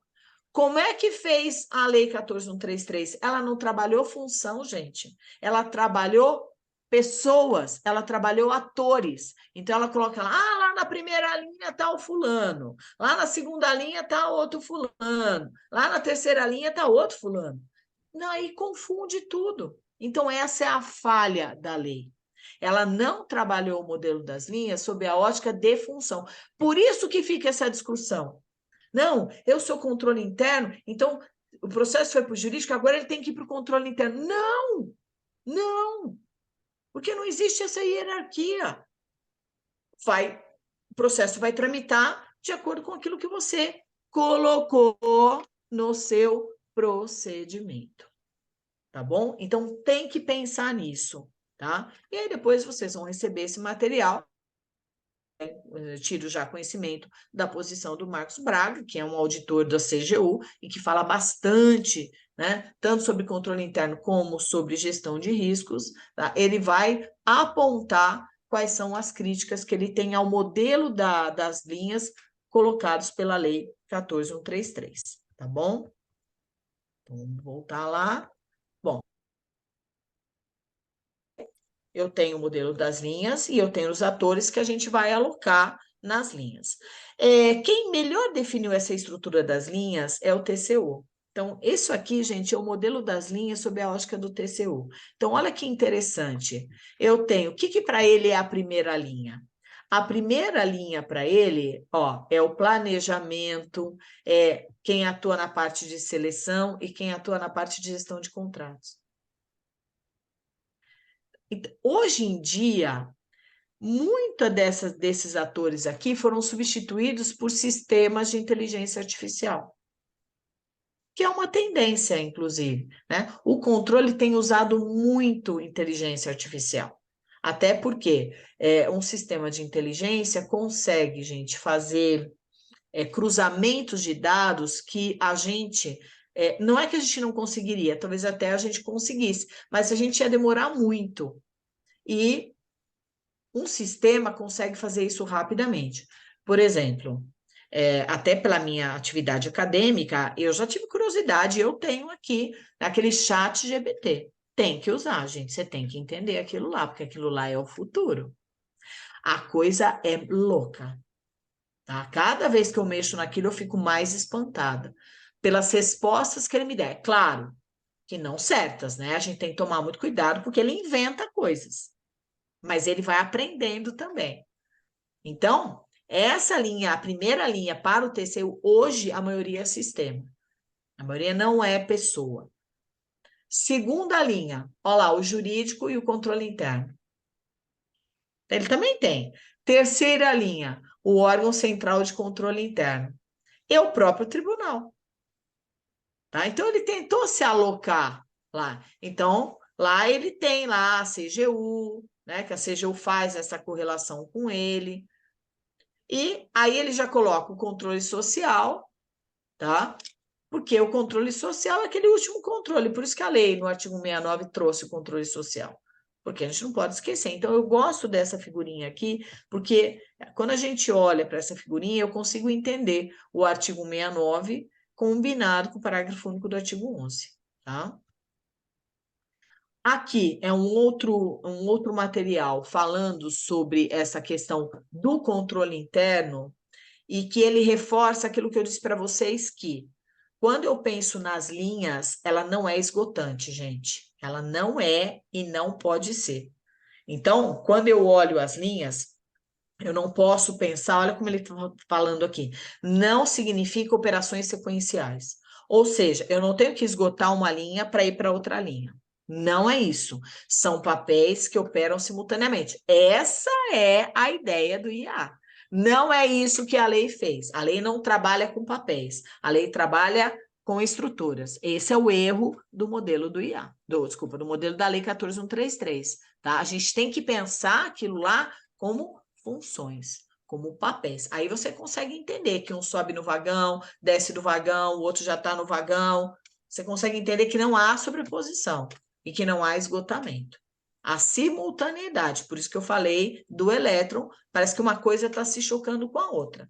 Mas, na verdade, não há choque, porque não há conflito. Cada um atua dentro de um limite descrito na sua função. Por isso que eu preciso ter um normativo. E se vocês não fizeram ainda, pensem, ainda dá tempo. Pô, vamos trabalhar quais são os papéis dos atores. Gente, isso é uma norma importantíssima. Não dá para você usar a nova lei se você não descreveu as funções. Desculpa, porque você não vai ter como controlar o que cada um fez. Aí é uma falha do controle interno. Não ter essa norma, para mim, é falha do controle interno. O controle interno tem que orientar a alta administração e falar alta administração para descrever as funções, tá? Isso é importantíssimo. Bom, aqui, para deixar mais claro ainda o modelo das linhas, para quem ainda não entendeu. Quem atua na primeira linha, gente, executa. É o cara que amassa o pãozinho. Tá? Esse é o padeiro. Ah, mas a alta administração, Cristiano, você falou que a alta administração está aqui. Sim, gente, porque a alta administração é que define o apetite a risco. Não tem como. Ela que toma decisões. Não adianta nada a sua área demandante pedir para fazer uma contratação se a sua alta administração falar não vai fazer. Então não adianta, tá? Então executar quem está dentro dos vagões. Segunda linha, supervisiona. Estou lá olhando, estou lá de fora, quem supervisiona não está dentro. Até porque se eu estiver dentro, eu não consigo supervisionar, gente. Por isso que eu estou fora, eu faço co-gestão, eu não faço gestão, faço co-gestão. Porque eu estou fora olhando.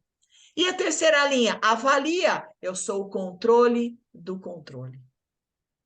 Isso não vou ler, tá? É uma definição trazida pelo modelo do IA, do que faz a segunda linha e do que faz a terceira linha, tá bom? Mas que basicamente eu reproduzi aqui.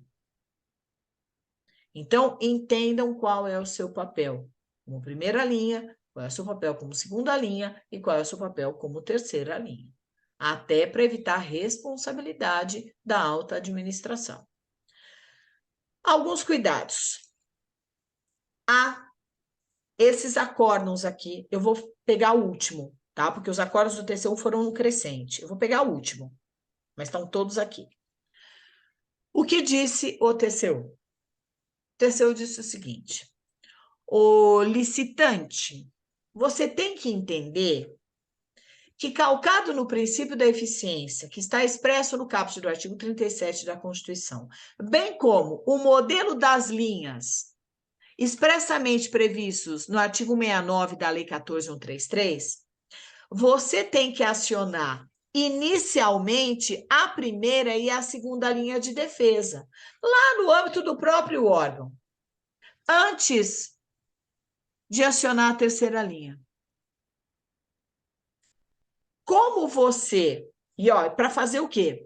Pedido de esclarecimento, impugnação e recurso. Ou seja, você só vai provocar a terceira linha depois que você esgotou a primeira e a segunda. E se você insistir em me provocar sem esgotar, sabe o que vai acontecer? Eu vou te punir. Olha aqui o que o tribunal fez, gente. Ele puniu a empresa. Litigância de má-fé. Multa. Ah, mas, Cristiane, isso aqui só vale para o TCU. É mesmo, gente. O sistema Tribunal de Contas está estudando isso. É muito bom para o Tribunal de Contas isso aqui, porque significa que ele vai lavar as mãos. Ele vai falar assim, vocês que se virem. A coisa só vai chegar para mim depois que vocês se manifestaram. Agora, como? Eu não sei, gente, porque o TCU, né, os tribunais de contas em geral, e aí no caso de vocês é o Tribunal de Contas do Estado, ele não é revisor do controle interno, ele é parceiro. Ele não é revisor. Vamos imaginar que eu questionei o controle interno e tive uma resposta que eu não concordei. O Tribunal de Contas do Estado não é revisor. Eu não posso entrar com um recurso. Não cabe. Ele não tem competência para revisar a decisão. Então, como é que vai ser isso aqui no dia a dia? Não faço nem ideia. Eu estou sentada com a pipoquinha só acompanhando como é que vai ser isso aqui. Estou esperando a desgraça acontecer. Porque isso, para mim, é inconstitucional. Isso, para mim, fere a ideia do modelo das linhas. Porque eu não falei para vocês que o modelo das linhas não é esgotante? Eu disse para vocês isso. Ele é concomitante. A pessoa sobe no vagão, desce no vagão, Ninguém falou que eu não posso subir no vagão e acionar o Tribunal de Contas. Sempre foi assim. Eu sempre pude representar o Tribunal de Contas. Eu nunca tive que esgotar a esfera administrativa para ir no Tribunal de Contas. Agora eu tenho, porque eu tenho que observar o modelo das linhas. Gente, só que o modelo das linhas não é esgotante, por favor. Então, esses acordos, para mim, são loucos, só que eles estão aí. E agora? O que a gente vai fazer? Controle interno? Começa a pensar sobre isso. Porque o que vai acontecer, e jurídico também, o que vai acontecer? Vai haver uma ampliação de provocação da administração. Vocês vão ter mais trabalho, vai ter mais impugnação, vai ter mais pedido de esclarecimento, vai ter mais recurso, então vai aumentar o trabalho, tanto do jurídico quanto do controle interno. Porque eu vou poder controlar, vou poder provocar o controle interno antes de chegar no Tribunal de Contas. O Tribunal de Contas vai ser a última opção minha. A primeira é o próprio controle interno. Então, atentem para isso, tá? E para a gente finalizar essa questão do controle interno, falar umas coisas que são óbvias, né? Mas para mostrar que esse controle interno, como um sistema, eles têm previsão constitucional, tá? Que a ideia de controle interno, vou pegar até o conceito do próprio Intosai, conjunto de sistemas de controles financeiros e outros que abarcam a estrutura organizacional, os métodos, os procedimentos e a auditoria interna para produzir informação financeira e gerencial oportuna e confiável. Dentro dessa ideia, né, deste conceito da própria Intosai, quando a gente olha sob a ótica de auditoria governamental, a gente divide entre auditoria interna e auditoria externa, que é o Tribunal de Contas. Então, essa expressão, sistema de controle interno, gente, ela tem 4 sentidos. Ela tem o primeiro sentido, que é a própria ideia do sistema de controle interno, ela tem um sentido de controle interno de gestão, ela tem um sentido unidade de controle interno e tem um sentido unidade de auditoria interna. Então, o problema é que a gente não faz muita ideia em que sentido a lei usou a expressão controle interno. Isso vocês têm que descobrir, tá? Porque ela não usa a expressão controle interno com o mesmo sentido. Então, a gente tem que extrair os sentidos. Bom, o primeiro sentido é a ideia do próprio sistema. Dentro dessa ideia do próprio sistema, a gente tem o artigo 31, né, que dialoga diretamente aí com vocês, porque ele fala que a fiscalização do município será exercida tanto pelo Poder Legislativo Municipal, que é o controle externo, quanto pelos sistemas de controle interno do Poder Executivo Municipal, na forma da lei, sim, porque eu preciso de uma lei para estruturar isso. O artigo 70, quando vai falar da atividade de controle externo, se essa mesma atividade, que é a fiscalização contábil, financeira, orçamentária, operacional e patrimonial, também é feita pelo sistema de controle interno de cada poder. Então, são dispositivos constitucionais que dialogam. E depois eu tenho o artigo 74, que diz, olha, os poderes, eles vão manter, gente, é dever, de forma integrada, sistema de controle interno. Tá? E dentro disso, eu tenho o controle interno apoiando o controle externo. Tá? Como reforço, a lei de improbidade administrativa recentemente alterada, ela coloca lá no artigo 21 que num processo de improbidade, o juiz tem que considerar, até para verificação da conduta do gestor, qual foi a orientação dada pelo seu controle interno. Não é só interno, mas a gente está focando aqui no controle interno. Então, isso significa, de novo, enaltecimento do controle interno. Então, olha que papel relevante você tem. A depender da orientação que você tem, que você deu para o gestor, se o gestor praticou o ato embasado, né, na sua orientação, e responsabilidade do gestor, ou não, né? Ou te levar a responder junto com ele. Né? Se você orientou errado, você vai ter que responder junto com ele. Lembra que eu disse para vocês que a questão do controle, do sistema de controle interno, ela é confusa? Por que ela é confusa? Porque a gente não tem uma única denominação, tá?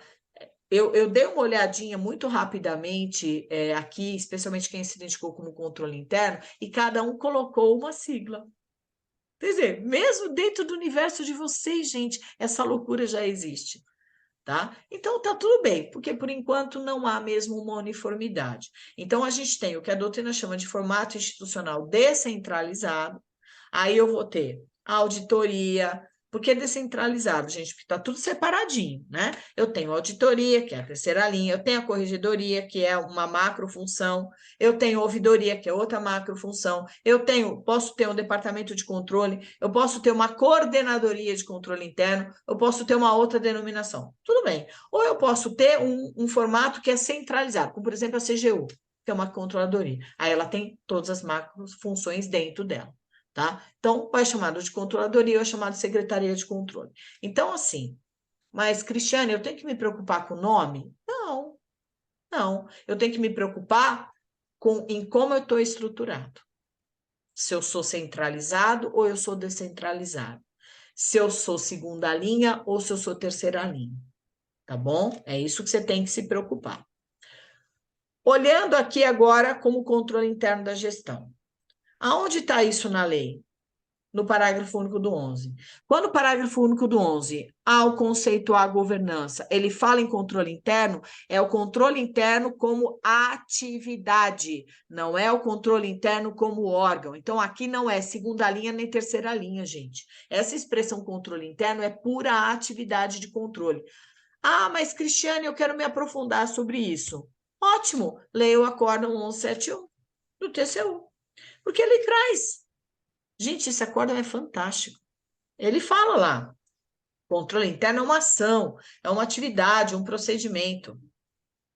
O controle interno é de responsabilidade da gestão. Sim, é porque é a gestão que tem que possibilitar que o controle interno seja implementado. Agora, quem faz o controle interno, aí é o órgão. Aqui a gente está falando de procedimento de controle, não de órgão de controle. Por isso que ele é de responsabilidade da gestão, tá? Agora, lembra que a alta administração define o risco com orientação do controle interno. Porque quem sabe como fazer a gestão de risco é o controle interno, não é jurídico. Eu falo que, graças a Deus, é o controle interno. Agora, quem implementa o controle interno é a gestão. Não é a alta administração. Alta administração é governança. Aqui estamos falando de gestão, tá? Então, por isso que o controle, depois como órgão, ele vai fazer cogestão. Aqui a gente não está falando de órgão, gente. Aqui é a atividade. Ah, mas aonde está isso? Acórdão 1171. Aí ele é parte da gestão e do sistema ou da estrutura de controle interno da própria entidade e tem o papel de assessorar o gestor. Ele faz cogestão, ele está ao lado, de mãozinha dada com o gestor. Segunda linha, gente. Você é segunda linha, tá? Então, vou só completar minha leitura, ó. Com seu conhecimento especializado na definição de estratégias para gerenciamento de riscos, na identificação e avaliação destes, e na definição, implantação e no monitoramento de controles internos adequados para mitigar os riscos. Então, você vai, com toda a sua expertise, você vai mostrar para a alta administração como ela faz para escolher que risco ela vai aceitar, que risco ela não vai aceitar.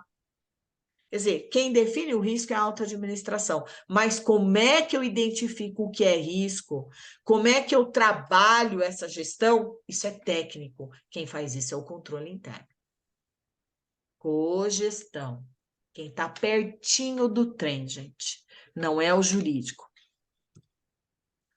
Controle interno como unidade de auditoria. Terceira linha. Gente, na terceira linha, eu tenho essas 4 macrofunções, que ora podem estar todas dentro de um único órgão centralizado e vários órgãos. Aí vocês vão se perguntar, não, olha, eu só faço controladoria, eu só faço auditoria. Ah, eu sou ouvidoria. Tudo bem. Não, aqui tem tudo num só. Tudo bem. Tá? O que precisa entender que quando a gente pensa nessas macrofunções, são macrofunções de terceira linha. Ouvidoria, mais facinho, né? Ouvidoria é como se fosse aquele ouvido que fica para fora, por isso que essa pessoa tem que ter autonomia, porque ela vai ouvir tanto a sociedade quanto os próprios servidores, e ela tem que ter autonomia para buscar solução. Corregedoria, que é mais uma questão funcional, né, de verificação de condutas infracionais. A controladoria é esse papel de orientar o gestor, porque aqui, gente, eu estou pensando em alguém que vai fiscalizar o que já foi fiscalizado, né? Eu vou controlar o controle. Essa é a ideia. E a auditoria é esse que vai fazer muito do que um auditor do Tribunal de Contas faz, tá? Então, são papéis muito concomitantes e complementares, por isso que chama auditoria. Aqui, então, neste modelo, né, da terceira linha, a auditoria interna, de novo, o acórdão 1171, é um controle da própria gestão, por isso que é o controle do controle, que tem por atribuição medir e avaliar a eficiência e eficácia de outros controles. Por isso que é o controle do controle, gente. Ele vai olhar se aqueles controles que foram implementados com auxílio da segunda linha estão sendo o quê? Eficientes. Se eles estão gerando resultado. Se não é a catraca. Quem vai fazer essa avaliação é o controle interno como terceira linha, que é a tal da auditoria, tá? Importa destacar que não cabe à auditoria interna estabelecer estratégias para gerenciamento de riscos ou controles internos para mitigá-los, porque essa função aqui é do gestor com o auxílio da segunda linha. Cabe-lhes avaliar a qualidade dos processos e oferecer consultoria aos gestores sobre os temas de gerenciamento de riscos, controles internos e governança. Por isso que tem uma diferença, gente. E para que a gente finalize a nossa conversa aqui, só para mostrar para vocês que a lei, ela trouxe o que eu chamei de competências comuns ao controle externo, Tribunal de Contas, e ao controle interno, que são essas aqui. E aí, uma pergunta que eu coloco para vocês, para a gente encerrar a nossa conversa de hoje.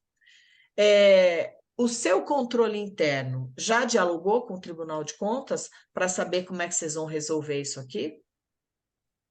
Porque a lei diz que são vocês dois que vão resolver.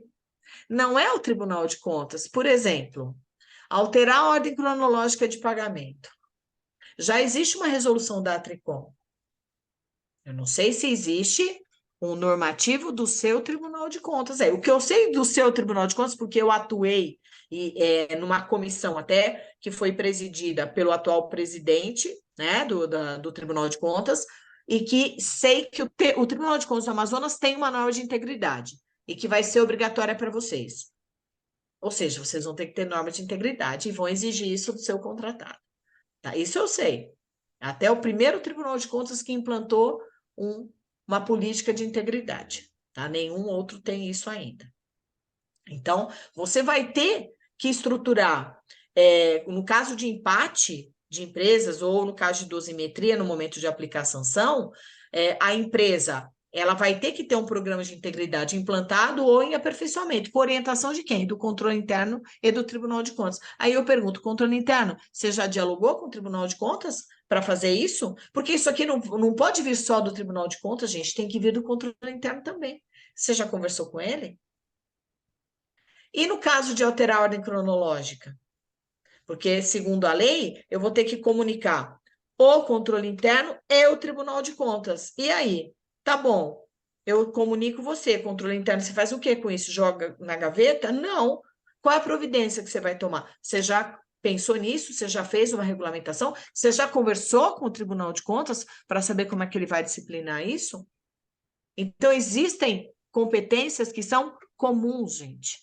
Se elas são comuns, vocês precisam dialogar. Tá bom? Bom, e achando que eu ia conseguir falar todos os slides, tá?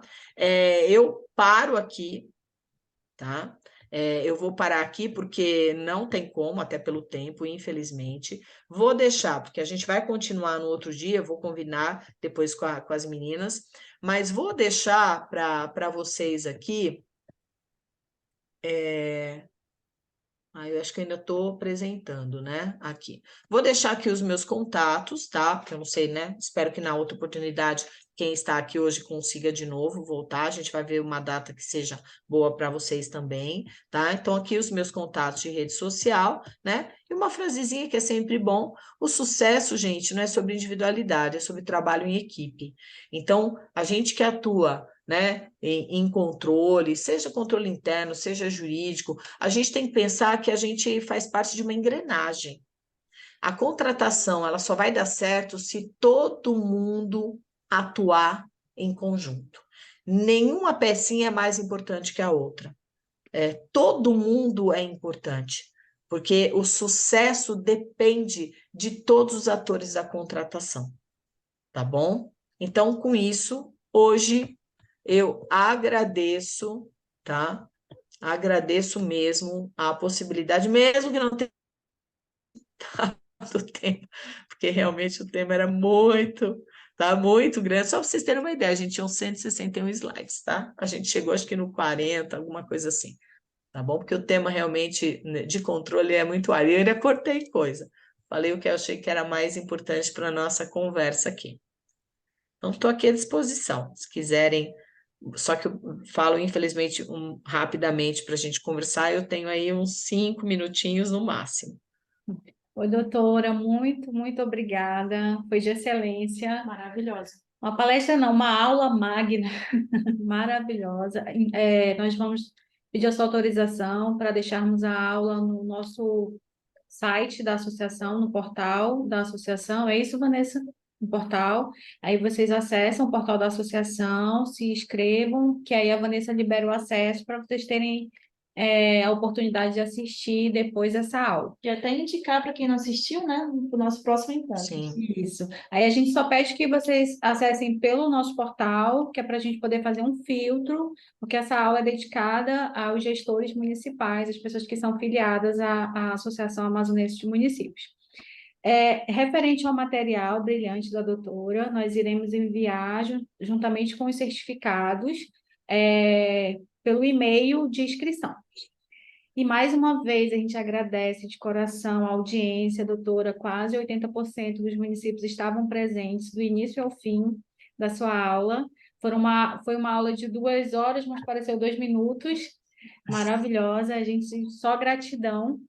E aí depois eu entro em contato com a senhora para que a gente possa agendar a sequência Isso. dessa aula. Desde já convido aos controladores dos municípios e os procuradores que participem também, porque a próxima aula será voltada para os gestores e os fiscais de contrato, mas é muito interessante, considerando tudo que a doutora falou, as 3 linhas de defesa, a governança, a união. É importante que a gente consiga fazer esse alinhamento e que a gente consiga ter uma noção da gestão, do controle e o papel da assessoria jurídica no município. Eu já estou pensando aqui no próximo AM Capacita, já pensando nos advogados também, que eu vou mandar bastante coraçãozinhos para a doutora para que seja o nosso próximo tema, que a gente faça uma discussão sobre a responsabilidade do parecerista, considerando a nova lei de licitações. Eu já assisti a Tem aula bastante coisa. Isso. eu já É bem assisti, interessante, né? eu fiquei encantada pela sua aula, pelo seu posicionamento referente à responsabilidade do parecerista, considerando a nova lei de licitações. E do mais, só gratidão. E a gente informa a vocês a nova data, esperamos que todos estejam presentes e que vocês possam estar informando aos prefeitos, às prefeitas, da importância que se mantenham inscritos e também que os outros participem das nossas próximas aulas. E é isso, doutora. Muito obrigada, doutora Cristiane, foi maravilhoso. Sua Imagina, gratidão, meninas, eu que doutora. agradeço. Parabéns aí pela iniciativa. Obrigada. Obrigada Aí, mesmo. Helena, a gente vai, né? Porque é você que eu tenho aqui no WhatsApp. A gente vai conversando, a gente combina uma data que fique bom para vocês, tá bom? E para os seus associados. Tá bom. Obrigada, Tá doutora. bom? Obrigada. Um abraço, tchau. Tchau, tchau.